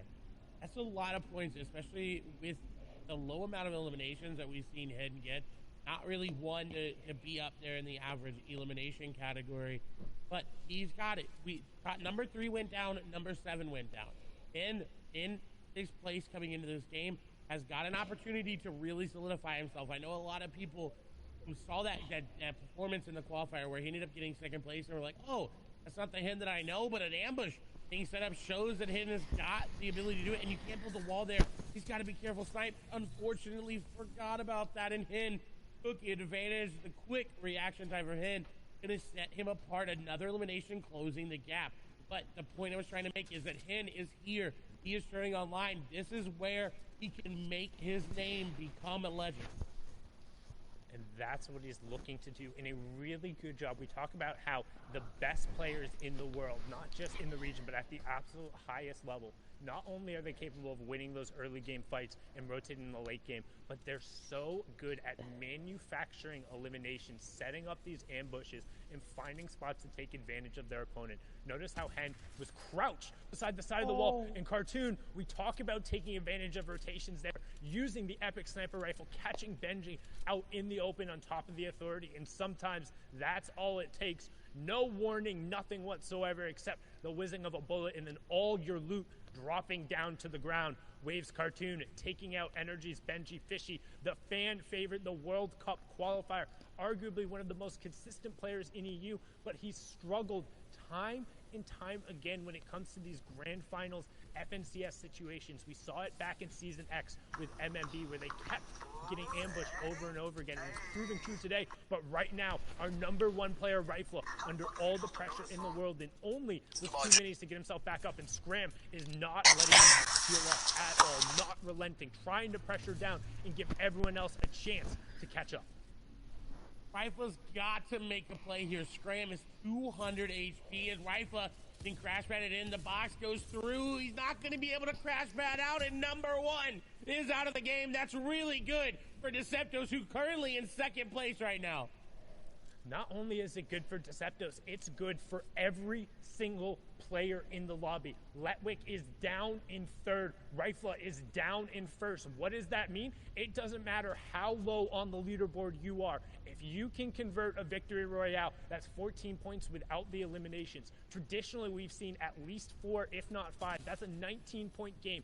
Any player who walks away with a victory here could rocket themselves up the leaderboard, and Tayson's trying to do it, and he does it to Janice himself over in the Steamy Stack side. The duo and trio partners, they played together time and time again, but there is no love lost in solos. It doesn't matter who you're fighting against. At the end of the day, with 2 matches left, when your back is against the wall and that Axe of Champions is on the line, when you've seen the #1 player go down, you're taking every fight at 100%, and Tayson cleans up the FNCS Invitational winner, no problem there.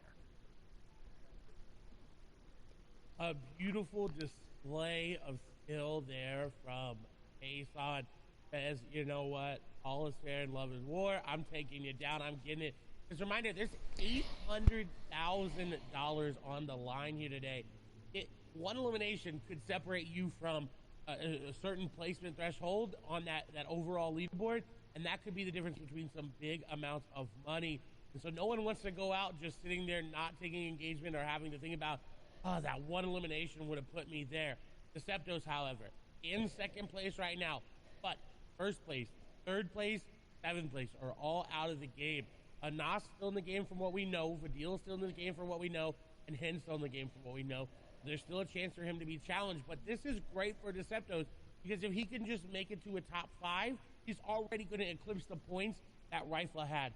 So any eliminations and any placement past that will be so good for him.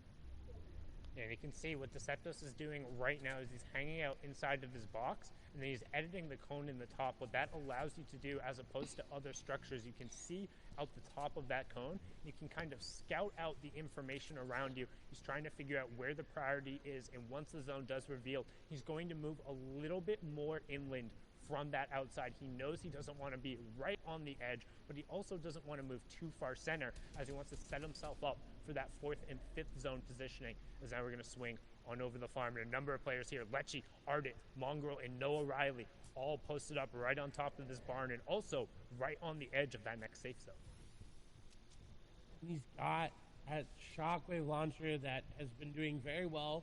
I think 3 out of the 4 games the player has won with actually using it. That last game we saw it actually get defeated there. The question is, will Noah be able to reign supreme with it? With only 27 builds, I don't think he's going to be able to do it. He's got to get this elimination down below.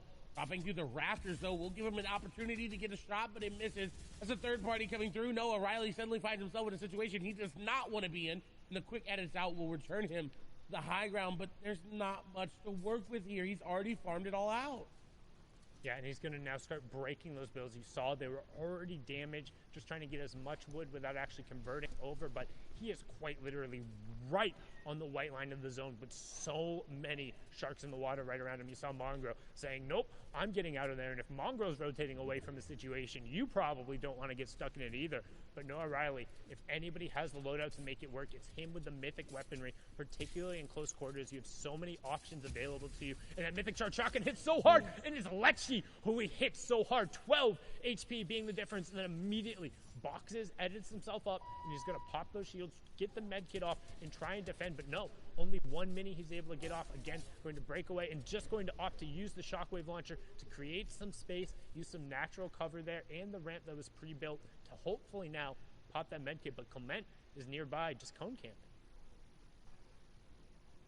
That was too close for comfort there for Noah Riley. Got that Elam, but not as many matches he was hoping for it, and hopefully able to continue his streak going through. But now we're on board here with Rezon.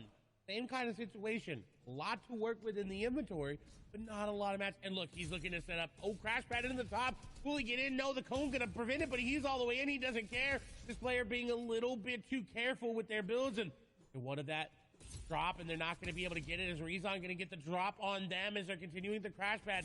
Crash pad in, trying to get the player out, and shots go through, and PCH going to go down yet again.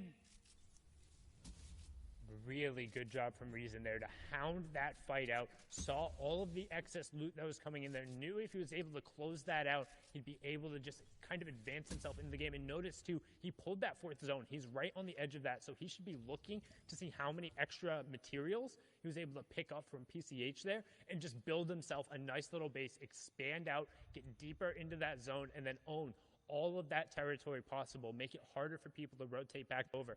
Because now we're going to swing on board here with Hen, who was 6th coming into this match. Another big opportunity for him to rocket up the leaderboard with his teammate Rifla going down. He's got to make a very, very good slate of decisions in front of him. When does he rotate? Does he rotate now? If you look, he's got a good white line there. Only one player standing between him and that. And he's actually going to choose to go around to the top. But he assumes that there's not that many players coming this way because it came from Simi. But look how many arrows assumed that as well. And so, unfortunately, he's got a lot of players in this area. He's trying to set up an ambush, but nobody is going to fall for it. Kane is going to be the one nearest there as he does get some shots, but this is not where Hen wants to be. He's going to have to get creative on this next piece of the rotation because Kane's going to sit in the cone. He's got to realize that, and he does. He puts the ramp. He knows immediately that that cone in the middle of all these builds is a little bit fishy. It's a little bit fishy. You can also tell as soon as it enters that edit state, it's no longer that fully built. If I'm a see a BSCK. non-fully built cone, you have to be wary of it. But that player trying to catch an advantage of Hen, and Hen says, joke's on you. Welcome to the chicken coop. I'm the boss here. Takes him down. No problem closing in on that second placement threshold. But Hen trying to catch up and take over that #1 spot, being the top legend. But now on board, one of the favorites is Rezon, who has had a relatively decent performance today, just on the outside of the top 15 coming into this game, but it's not been the consistency we've seen out of him in the heat stage, finding it a little bit harder to cement himself in those consistent top 15s and top 10s that he was so well known for during the qualifiers. And every day you play Fortnite, somebody gets better, somebody improves, and somebody comes out of nowhere, and you've got to be on top of that. And for some of these players, sometimes, you know, it doesn't end up working out that way because of the RNG factor. It's unfortunate to see him go down there as we see a fight happening between Wolfies and Don't. Serenity swaps. You're And back. Rezon going to look to get some third parties there. Is actually shooting through an open edit there, not shooting through a wall. He does get some tags onto Swaps. The Swaps is dropping down onto Wolfies, and Wolfies is actually going to fall. And we've seen this time and time again. We've kind of talked about it. Wolfies is really good when he's the aggressor, but he can kind of be taken advantage of when you go back on him. And that's what we've seen time and time again. And that's kind of what European solos is about. Like, yes, you can be good when you have all the tempo, but pretty much every other one of these players is good at playing high tempo. As reason, identifying the fact that that fight had been resolved, immediately crash pads over, and he's able to pick that one up. Now he has 3 players worth of loot over on the side with priority on zone. He's going to be somebody to keep an eye on to potentially take advantage of the fact that 3 of the players in the top 7 have already fallen. Tayson, another Okay. player we want to keep an eye on. He was top 10 before coming right into this. He's able to pick up Steelix with just 1 HP to spare before that siphon ends up coming through, and that's a 2-point swing as we hit top 50. And he finds the extra minis as well. This is so good. He gets the flopper off. He's going to have minis to refill the ones that he's trying to take. And he finds a good path to zone as well. This was very, very clutch in getting into this end game, because had he not found that, he would have been very, very, very much in shambles. As Rezon nearby, Mawaka there as well. As we get Nebby, Arion Carton there on your screen. Mr. X as well advises there. A Savage now in this end game as well. 17 points. So he needs 2 back-to-back perfect games to get to that top. Yeah, and it's somebody who's very good at executing in the mid and the late game. We've seen time and time again 100 Thieves, Mr. Savage, and we've also haven't seen as much as we did before. The peppers in play. When you eat those peppers, you get a huge move speed boost, and it lasts for a minute. So when you get in these late game circles, it gives you a lot more options and a little bit more versatility when you're in these fights. And right now, Savage doesn't have one activated, but using that crash test dummy, hoping to avoid an explosion right here and potentially be the one to cause a little bit of demolition derby. Gonna drop in the box, finds the first shot, finds the second, can't quite convert right now. 5 HP, and he gets taken down. Mr. Savage, 17 points, going to be on the outside looking in when it comes to contesting for the top spot. Both him and Benji, 2 of the fan favorites, effectively eliminated from that Axe of Champions competition. But want to know who's not? E11 Tayson up on the high ground right now, just raining shots down in that full built metal base, and then using the ramps around the side to cut off any angles on players who might punish him. And a great hip fire shot onto Smudge, then converting afterward, then right away popping the crash pads and trying to head over towards that player to potentially scoop up whatever he can get as we close in on top 40. That's placement points going over in the next rotation, moving out. And what a stark contrast where we saw him on the low ground, had high ground all of a sudden, and now fragging out is getting elimination after elimination on 3 now, looking to pick up number for that player. No shields remaining, no builds remaining as well. That's going to be Young Bob going down. Tayson now looking for elimination number 5, not going to be able to get it. He's got a good amount of mats as well. 2 crash pads remaining in the inventory, so he can make it into zone number 7 and 8 as it pulls away from him. He's going to look for any eliminations that he can, but he decides, you know what, I'm going to get ahead of zones, then look back, because that is the best way to find these eliminations, as players are not paying attention to the head of zone. And you can see top 25 taking over. Hen does go down there as well. There's a player who's contending towards the top. But Tayson, the winner of Heat 2, trying to push forward and cement his spot. He is now tied Rifla, who is the leader coming into this. This is his opportunity to take over the front spot. And notice what he's doing so well is he's tarping out and he's using the full builds and he's staying towards the front part of the zone. And then he doubles back right here looking for picks. This is something when you have execution, you have space, no one else is on your level, you turn eliminations in by doing this because he knows he's safe and he can continue moving on a horizontal level while also harassing his opponents. Top 20 ticks over now. Tayson going to continue contributing there. 43 points for the E11 player. And he goes into zone to crash right because he wanted to be safe doing it, did not want to risk it. He's got the flopper. That damage he took is effectively null. He's back up to 200 effective HP, but 18 players remaining. He's going to have to make a play, and he's already looking for high ground. He's second high right now, but the drop down going to ensue. Xwee's going to fall there to Milan. The shot's going through. Tayson getting challenged, but he's going to get an elimination there. Again, now on 6th elimination. Bayon going to go down. Flopper Michael going to fall as well.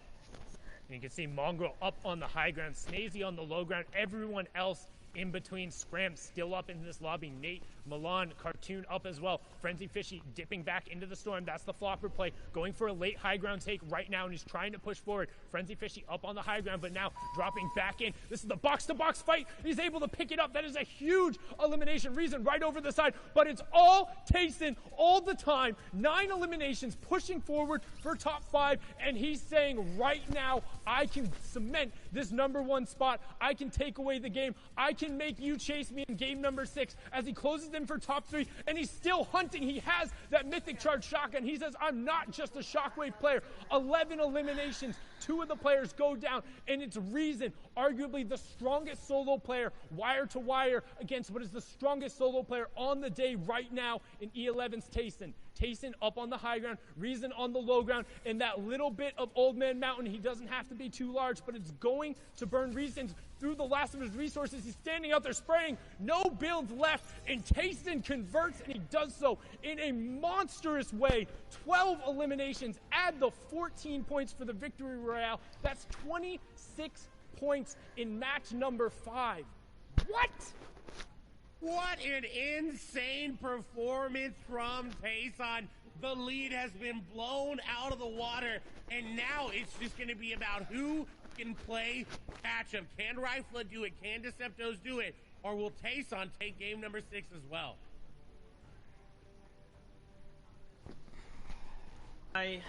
My goodness.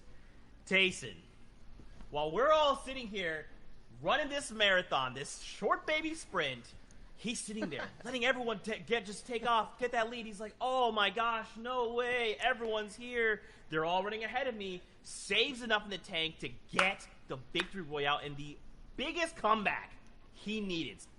Ball, what is going on? It was clinical, man. It was absolutely clinical. It felt like every shot was connecting, and he was making all these quick decisions. There wasn't a time in there where he paused, where he took a second to breathe. He didn't stop at all. Foot on the gas, and he takes it all the way up to the top. What a performance from Tayson.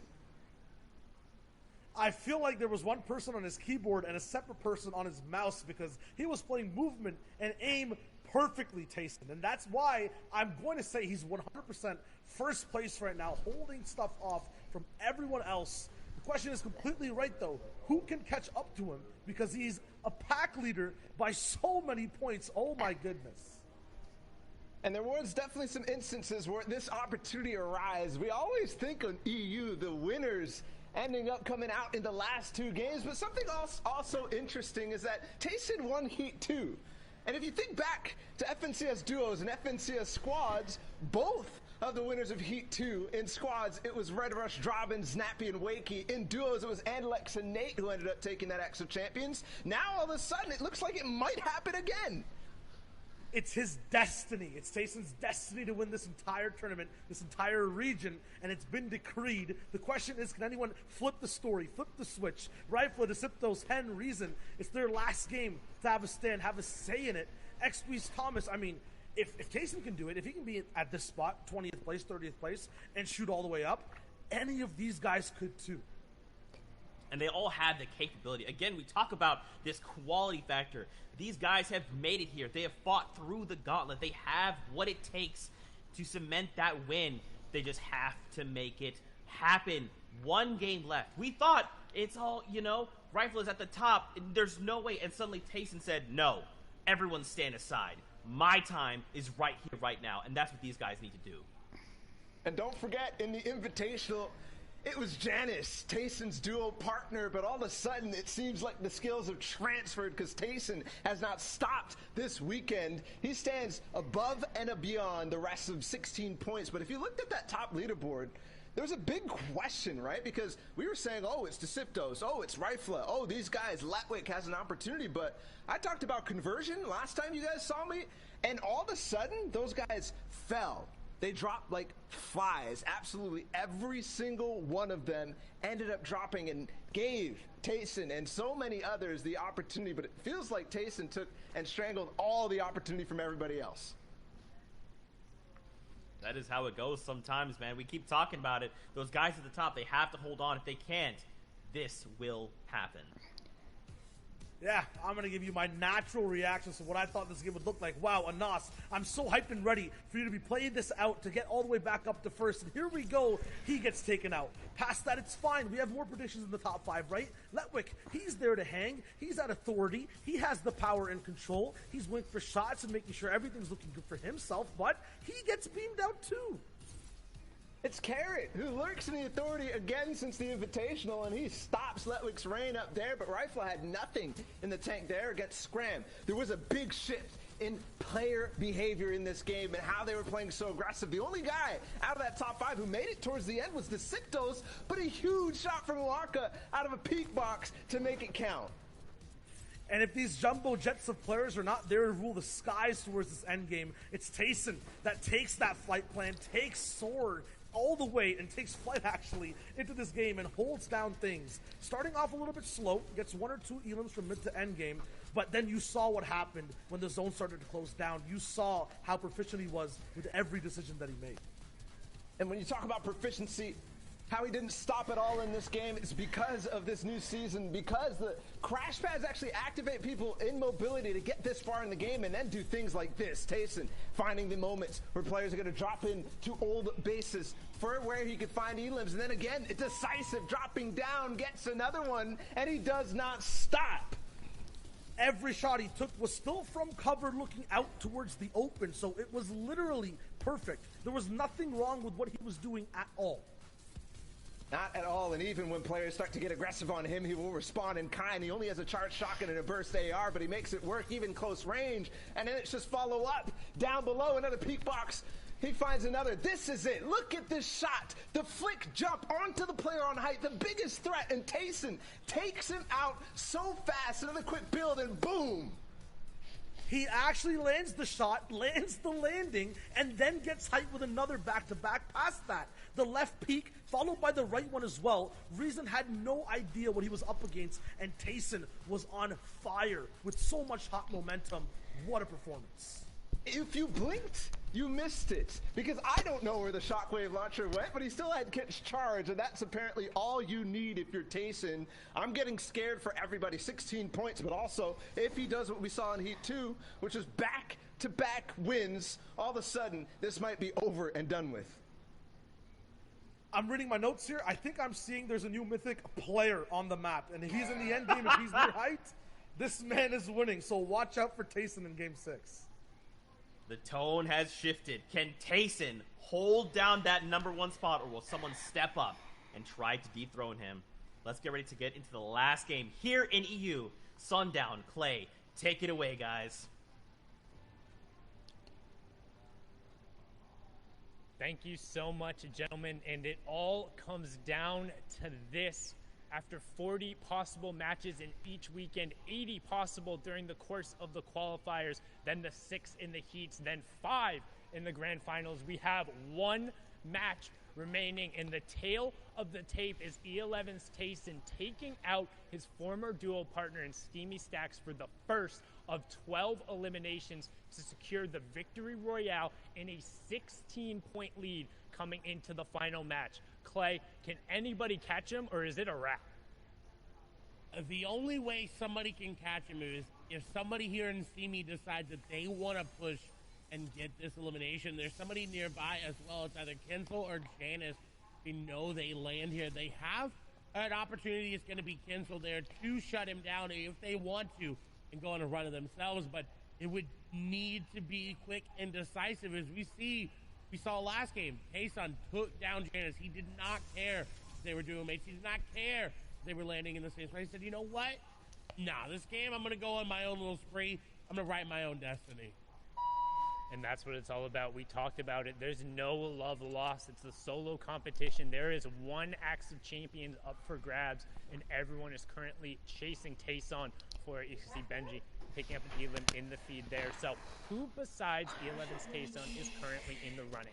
Rifla sitting in second place at 42 points, needs 16 to close it. He is the closest. And you have Deceptos at 41, Pen at 40, Reason at 40, Deal at 38, Snazy at 38, and then we'll keep Letwick in the conversation as well at 37, that's 21 points back. So that's 7 eliminations plus the victory royale.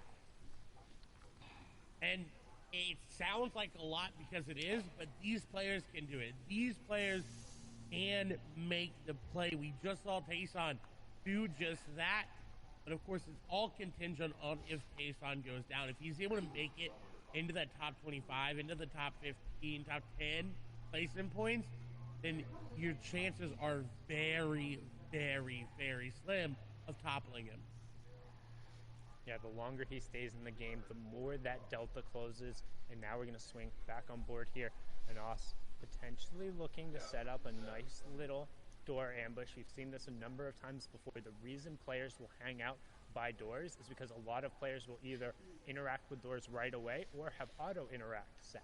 What that means is when they walk up and they open the door, they're unable to take any other action because you're locked out while you're performing that animation.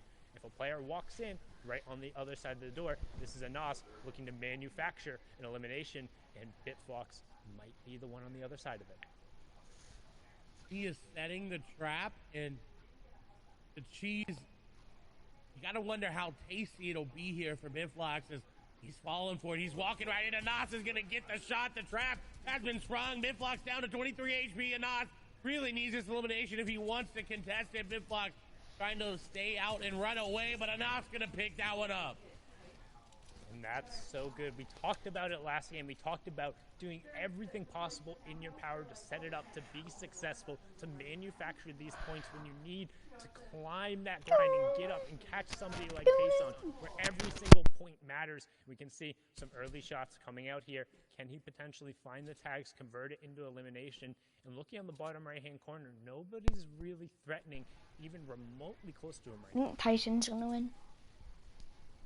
Indeed, and this is what you want if you want to get that first place. He says he's just going to get gifted an elimination on the handy. And that's so huge. Every single point pushing him that much farther up. And it reminds me so much of Bugha during the Solo World Cup when he threw Tyson's a couple gonna of win, rifle guys. shots there in the final game, was able to pick up an elim, and he just laughed to himself. Tayson got to be laughing to himself right now. If you're in Party Royale, hit him with that hee-haw emote. Let him hear the donkey laugh, because that's what Tayson has to say after throwing one singular AR bullet. But you saw him looking at it. You knew there was a third-party opportunity, and that's what makes the best player in Europe just the best. You've got to throw those shots over there. And we also need to point out, yes, this is for first place as well. That is the goal everyone is playing. But everybody's going to get money for just coming here and making it here today. These are some of the best, if not the 100 best solo players in the European region. Sundown has said it. This is the most played in, most competitive region of the world, and it's not going to be easy. Yo, hello? Hello? Slender and Kezik, while they are What's fighting up? it out, and while one of them may fall here, they have done so much just to get here, to get their moment right here on the screen. As Kezik is turning the fight in his favor, the pistol being used, it's breaking through the build, and Slender unfortunately gonna What is it supposed to be? It's like Taken the down. And FNCS. that's just a reminder again. This Oh. is the top point. And it's the last round, so whoever wins just wins, like, the best $20,000 or of something. the absolute best. Oh, damn. Competing against her after a grueling qualifying and heat process is now on board with Wolfies, the second in the Duo World Cup, but having a tough run of it today on the opposite side of AR Bafa, who we've seen a number of times more than capable of taking these fights. So it should be a good little battle right here. But Wolfies continuing trying to play the aggressive. We talk about his rough day, only 8 points after 5 games, and doesn't want to stand out here, wants to have at least some form of a stamp on this game, even if it is just as a spoiler. But with 5 HP, the young lord from the UK will bow out of competition at just a measly 8 points coming over. And AR Bafo has someone who has kind of come into that WT role and kind of taken it over for a lot of these players. And right there, someone who was really good at pushing that left stick forward back a couple of months ago. Right now, falling just a little short again. He was coming off an injury, so not in his full form there. But still, what a performance by Wolfies to just make it here today and put those 8 points up. Rezon, however, one of those players that could contend for the top. Again, you would need Tayson to go down before placements points started being divvied out. If he goes down in top 76, that is good for Rifle, good for Rezon. But the likelihood of that happening are very, very slim. especially because we saw Tayson early on grab whatever loot and mats he can and then just sprint towards the center zone. That first round of placements will be falling over in with just 4 more players going down, so a little bit quicker of a pace here. As you can tell, everyone trying to push it a little bit, get a couple of eliminations, get a couple placement points, try and move your way past that next player, maybe get a pay upgrade. And if you're hanging out for the first time watching us in Party Royale and you're not necessarily used to competitive Fortnite, first of all, welcome. Thank you for joining us. You might be wondering, hey, how do I get involved with this? How do I play in these matches? How did these players get here? Well, the first step is to go in and play in the arena. That is where you'll be able to earn hype, which is where you're gauged and then placed into different levels of play. You can end up getting into contender, and then you're up into champion, which will allow you access to different tournaments depending on where you're ended up placing. All of these players have grinded to the highest level, which is that champion level, which then grants access to certain cash cups as well as the FNCS. Then you can compete in those open tournaments to try and make the final rounds, which guarantee qualifications into the heats.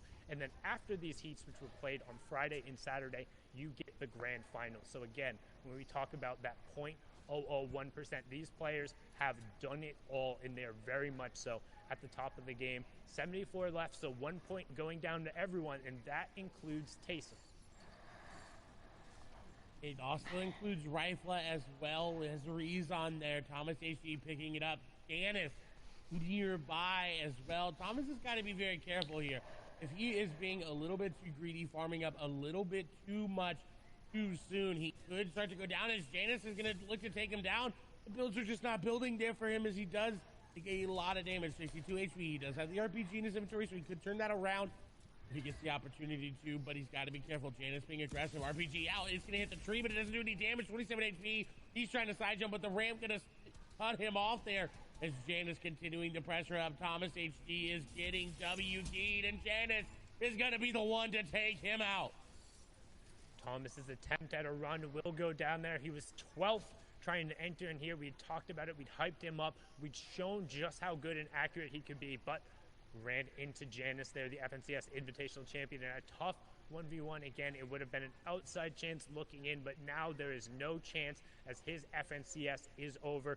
He's just hoping he can hold on to whatever spot in the top 20 as he's going to drop down from where he is right now after only picking up a singular point there. But now back on board with Flois, who has that hunting rifle out. He's looking to catch a cheeky headshot here right around the corner.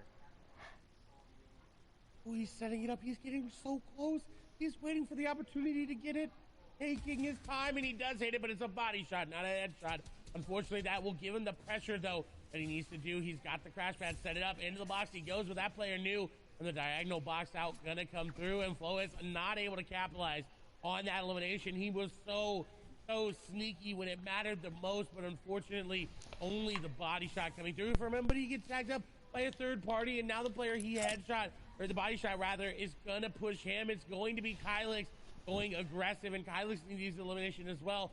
Move into the upper echelon of I don't get this. It's like basically like competitive. Down. Comes through, and Kylix is gonna come out on What top. are these people are pro players? Tries to enter the bounce house, but unfortunately a little too much for that one. Got a little rowdy. They're gonna kick you out. And it was Kylix who was the bouncer. And the people are like talking about what's happening and stuff. No attempt for here from Flois, but peeking back on over. Again, Tayson, match number 5 winner, 26 points in that game overall. And it says at like at the bottom it says right now it just says so it's just an act it says of like holding stuff on. and it says how many points he has in that tournament. He has 60 and he's number 1 right now. Nice. So he might win. Everybody else has like 40 points and he has 60. Yeah. Close to matching. And these people had to do like 10 to like 5 tournaments to get in this. It looks like this might be Damn. It looks that way indeed, but he's set up in. It's kind of like laggy because like they're like inspecting it in like replay mode kind of. Yeah. So it's like floating kind of, but it's actually edited. The story of the day: can he hold the lead? The largest lead we've seen in between first and second. And he's looking to make it even larger here with this elimination, but someone else being a nuisance and shooting some shots over towards Kylix. Tayson not peeking, is waiting for the right time to make his move and to make that striking distance and close it. We'll have to wait and see if he's going to be able to stay alive or get that elimination. There's Stacey now sitting in this box looking for the same amount of eliminations as he's going for shots all around players. He needs a miracle run. He needs, I believe, 21 total points, and so he could do it. We saw Tayson do it, but it would need to be an impressive game. But again, don't forget, we've talked about it time and time again, it's not just the #1 spot. Yes, the Axe of Champions and all that clout is great, but because Tayson is occupying so many of those points, everyone else who's in 2nd to 10th right now, each one of their interactions against each other is going to matter in terms of the placement, in terms of the money you end up walking away with. And also, man, 2nd sounds so much better than 8th or 7th or 6th, right? Like that battle for 2nd place and who can capitalize on this opportunity is still a huge moment. Going back and looking at the Solo World Cup, TSM's crew was able to go from 66 to 6 with a singular 7-game victory royale in the final moment. Will we see some similar heroics for somebody to charge up the leaderboard and push themselves in the top 5 while Tayson is just doing his best to avoid all conflict, because he knows the longer he holds on, the more likely he is to raise that axe at the end. And just a reminder, every place I've been watching this for 2 hours. It started 2 hours ago, and it's about to end. $1,000. So For real? Yeah. If you are Rifla, if you are just Damn. that's what you're looking for. Kylix is trying to get up in there as well. Up until that, I started watching them when like everybody had like 10 points, and now we have like 6. Some of them have 16. So. There's still a lot of money. Yeah. And it also says how many kills they have and their max and stuff. 500 is max. Right now. Kylix with this hunting rifle is shooting shots over to Tayson. Yep. This is not looking good. If Tayson does not get out of the situation, Kylix should get the snipe onto him, and the pressure is coming through. Will Kylix hit it? Will he hit the shot that will end Tayson's run? His shots are coming through. 129 effective HP in a very bad spot. Everybody knows he just got tagged up as well. Will he be WQ'd by Kylix here? The pressure come through, and Kylix is going in. The crash pad's going to be used, but Kylix is very low HP, 66 HP there. Tayson may be too aggressive here. He's got the hunting rifle. He could go for a little snipe there. If he does, it would need to be perfect. He's going to look for it. They can't see through the builds, but like the people that like are playing the game can't see through the builds, but the people that are scrapping can. But Kylix says, let's open up the floodgates. Let's give the opportunity for somebody to have that heroic moment. #1 is down. I repeat, #1 is down. #1 is down. Tayson has been out at so people actually have a chance of winning because he was 20 points ahead, and people actually can win now because he's dead. Going to take the victory royale and much more, but all of a sudden this game has so much more tension on it as the victory lap has been canceled early. It picked me up for some reason, dude. Oh. Yeah. And Nos doing his best. Try and rejoin. Maybe you're gonna be in the same game. But he has a long I'm gonna keep joining before he gets into the zone. I'll add you, and then you can just. Arden and Kha'Zix are not going to let him get there easy. They're not going to let an easy rotate come out. So he does have crash pads and launch pads there. What's concerning for Anas is the amount of AR in his inventory. Now, if he knows that Tayson just went down, if their feed showed it, and he doesn't have that anonymous mode on, Anas is going to be very hungry for placement. He's just going to look to try to set up in a good spot, but right on the edge of zone, there's going to be players looking for you. And you see the quick edit. That's there. Going to protect him for a little bit, but he's running out of hard mats, and you see the wood being built there. He's got to be careful. Carton setting up nearby as well. Question is Rifla still in a good spot to contend as well? There's so many players that are on the cusp of taking this game away from Tayson. It is going to be so close. But don't forget, the line is 60 points, so while they're close, they need a lot. Tayson had a monumental performance in last game, and Anas is trying to double it up right now. We talk about it. It's going to take all the skill, a little bit of luck, and a bunch of execution, and right there, some good shots coming through, but not going to be able to find the loot afterwards. So who are we looking at who can potentially close it if they win the game? Rifle is in the conversation. Deceptos, Hen, reason. Vadil, Snazy, Letwick, Frenzy Fishy, and Anas, any of those players, if they're still up, gaining eliminations and gaining points are slowly going to be shrinking that gap. So keep an eye on the yellow numbers to the left of their name in their HP pool, as well as the top left for any of those guys going down or picking up points. Circle 4 is revealed, and pretty much everyone has already established themselves. So we're going to wait, and we're going to roll the dice and see where circle number 5, that half in, half out zone that triggers the initial use of utility, where does it pull? And which one of these key players can capitalize on the position and the opportunity they're given. This is the final game. There is 4 storm zones left after this. 52 players up. Number 1 is down. Can anybody catch him, or will Tayson's lead be enough to just barely edge him over the top? There's the zone on the far west side, Clay. And Rifle has no mobility. He's got to make a play. Reminder, AR Bafo is right nearby Rifle. If he gets too aggressive and shoots a little bit too early, Bafo will strike. We've seen him hop out of cones into players' boxes to look for it. That is not good for Rifle. He needs to rotate soon. He's got to go up. Exactly. He's got to follow that path that was just built for him. Because if he doesn't, he's going to get capitalized. But there's Bafo's moving. Bafo's moving behind. Shots come through. Down to 131 HP. Rifle needs to get out of this one. Sniper is out. Bafo is rotating there as well. He realizes that Crash Pad going to be used. Or Chug Splash, rather. He doesn't have any Crash Pads in his inventory. He's got to be careful he doesn't overpeak this. If a shot comes through that tags the shield, he's got nothing left there. 170 is going to find a launch pad. Is it enough? Is he getting a shot in the air? 114. Shields are broken. Everybody knows. Tags go through and Rifle is down. Number 2 is out of the game. Twain's picking that one up, saying, no run for you, sir. You must be this tall to ride the ride, and you will go down. Frenzy Fishy picking up one, so he's going to start moving his way up the leaderboard. We're inside the top 50, so that's another placement point down. Everyone who's contending for Tayson getting those points, he did not. He went down outside of that threshold. Again, the line is 60. Can anybody cross it towards the end? It's up for grabs. If somebody in the top 10 can seize the moment and be the one to lift it up and deny the E11 player, the Slovenian Lord, that Axe of Champions. And right now, AR Bafo trying to find some space. The 5th zone is closing, which means we have the late game, the full moving coming right after that, and we're over Sweaty Sand, so tons of natural building in play, excess materials that can come out, but also weird rotational paths as Bafo pushes in, continuing with the aggressive playstyle and takes out Floppa Michael. 60 points is what everybody needs to be thinking about right now. That is the number that you need to break. You also need to pick up a victory royale if you're just going for 60. So 61 points is where you really need to be shooting. That is a very tall order to ask.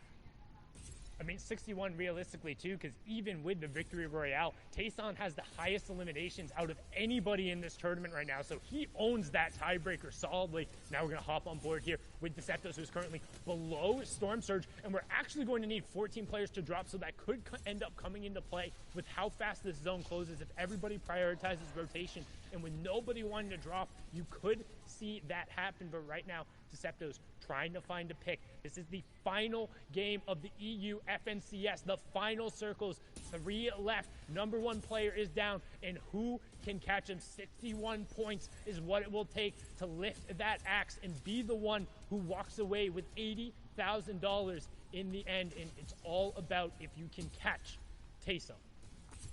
Deceptos 10 looking to do it, 42, 43 points each. They're very, very close. Him now going up. So he doesn't have a lot of HP. He's going to need to find something. Crash Pad's being used, trying to build to keep a little bit of a mid-ground chart, but not going to be able to do it. Benji making a run to just try to separate his game and try to get as many placement points and move himself up the leaderboard as he can, because he's out of contention for the Action Champions. AR Bafo there as well. Mongrel in this game. Scram going down. Hen trying to make something happen. Janus going to go down. Bongo going to fall, as well as Orange. Hen picks up another elimination. This could be his run as well, but it's going to be very, very close. Storm Surge will turn off there as we have the top 30. Janus picking up an elim there. But Hen, if he wants the win, he needs to put his foot on the gas, right? The placement points aren't just enough. The Victory Royale isn't enough. We saw Tayson, he had 12 elims. Every one of those elims was a point that pushed him farther up. And while being still in the game, gives you opportunities. If you want to seize the moment and you want to say you're best of the best, you have to go now. You have to be pushing people. You have to be converting on the points because there's only 19 elimination points available right now. You have to start finding them. Top 20, so the placement points are ticking down right now. And Hen, completely out of builds, needs the elimination just for the refresher. He's doing his best, making this a platform game.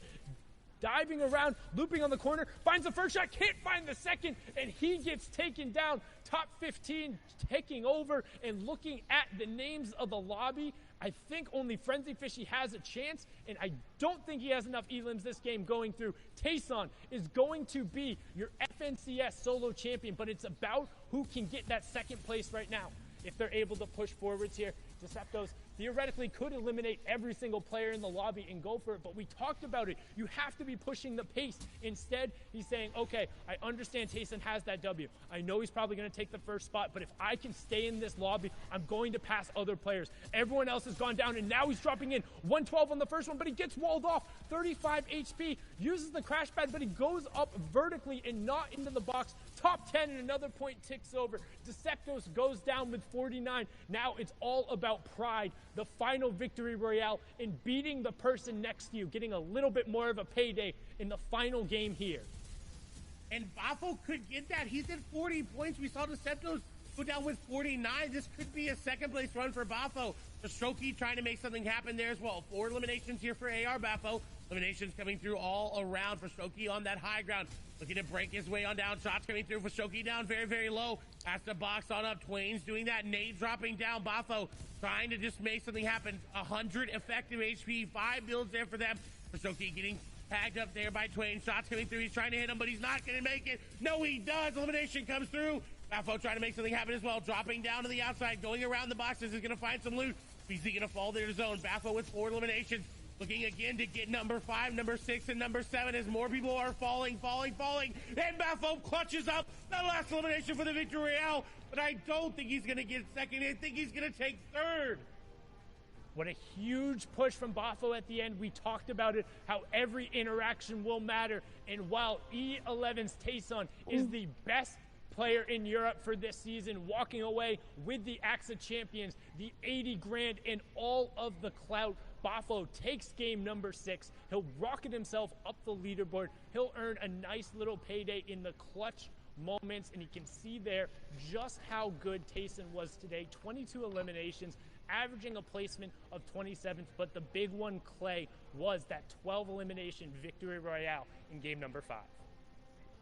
What an insane way to secure yourself that number 1 spot. It was dicey towards the end, but I think we all knew that Tayson just had to stay alive just a little bit, and he did that, and he walks away with the victory. We talked about it specifically. It would need a heroic effort from somebody in the top 10, but instead a heroic effort from Bafo, who was 26 before that. But where will he end up on the final leaderboards? We're going to throw it back on over to Zeke, Bala, and Shayo to close this one up. Thank you guys so much for watching. Sundown Clay, absolutely incredible casting of the day. You guys were so on point with these calls. I mean, it did come down to the wire, and for sure, Tayson is the FNCS champion, and now will walk away with the Axe of Champions. Now, of course, big props, but now we take a little bit of a turn here and look at everyone else, second between fifth, because placing up there is a pretty considerable amount of money. Yeah, and to get there, how things were, all the way till the final second, the final shot, the top 10 switched up. So, looking at what it is now, after Game 6, after this grueling process for Europe is over, it's Tayson at the top spot, 60 points, $80,000. At 10th is Anas still holding on, $7,000 for him, 41 points. But look at the names in between. There's so much to break down on this page. First off, of course, Tayson winning, and Janice had won the last invitation. That is his former duo partner, so they've got to be feeling good after back-to-back, basically, championships from them. Tayson at 60 points, but Deceptos held on. That final moment, it looked like he was going to go for it, but unfortunately, he fell just a little short, but enough to propel himself and hold on to that second place. And then in third, this was the man who rose up in the final game. 19 points. He was way below Sundown said 26th place. He went from $2,000 earned that you can see basically on this page all the way up to 45,000. That is such a huge boost. And also, to boot, AR Bafo, Deceptos, Twains, people in the top 10, 2 of them, second and third place. This is their first Grand Finals appearance, and what a big appearance and a performance it was. Like, man, no practice in these types of lobbies, no real experience on the big stage, and they pulled that out? Unprecedented.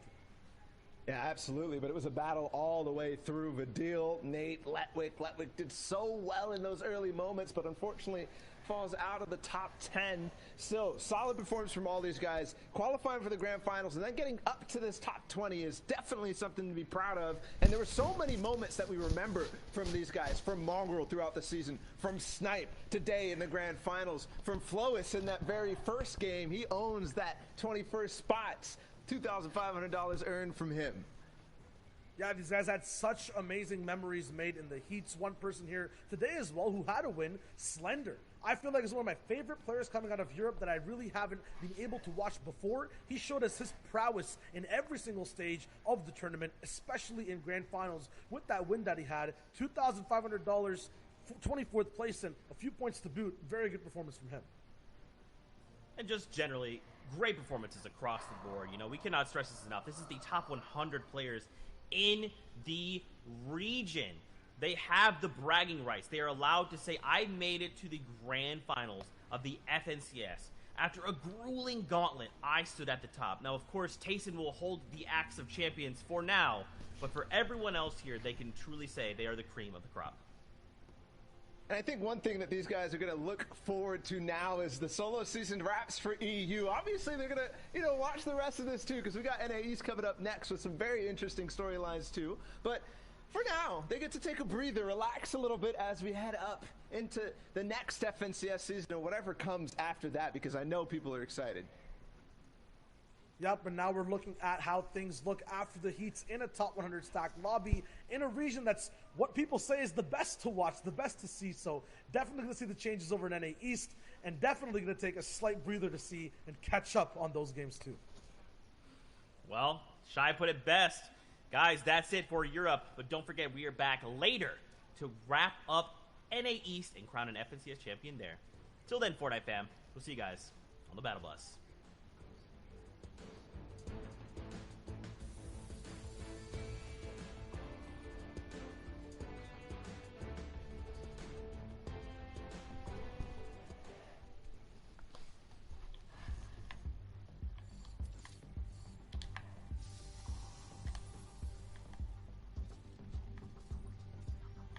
Okay guys, hope you guys enjoyed this stream. Make sure to like and subscribe.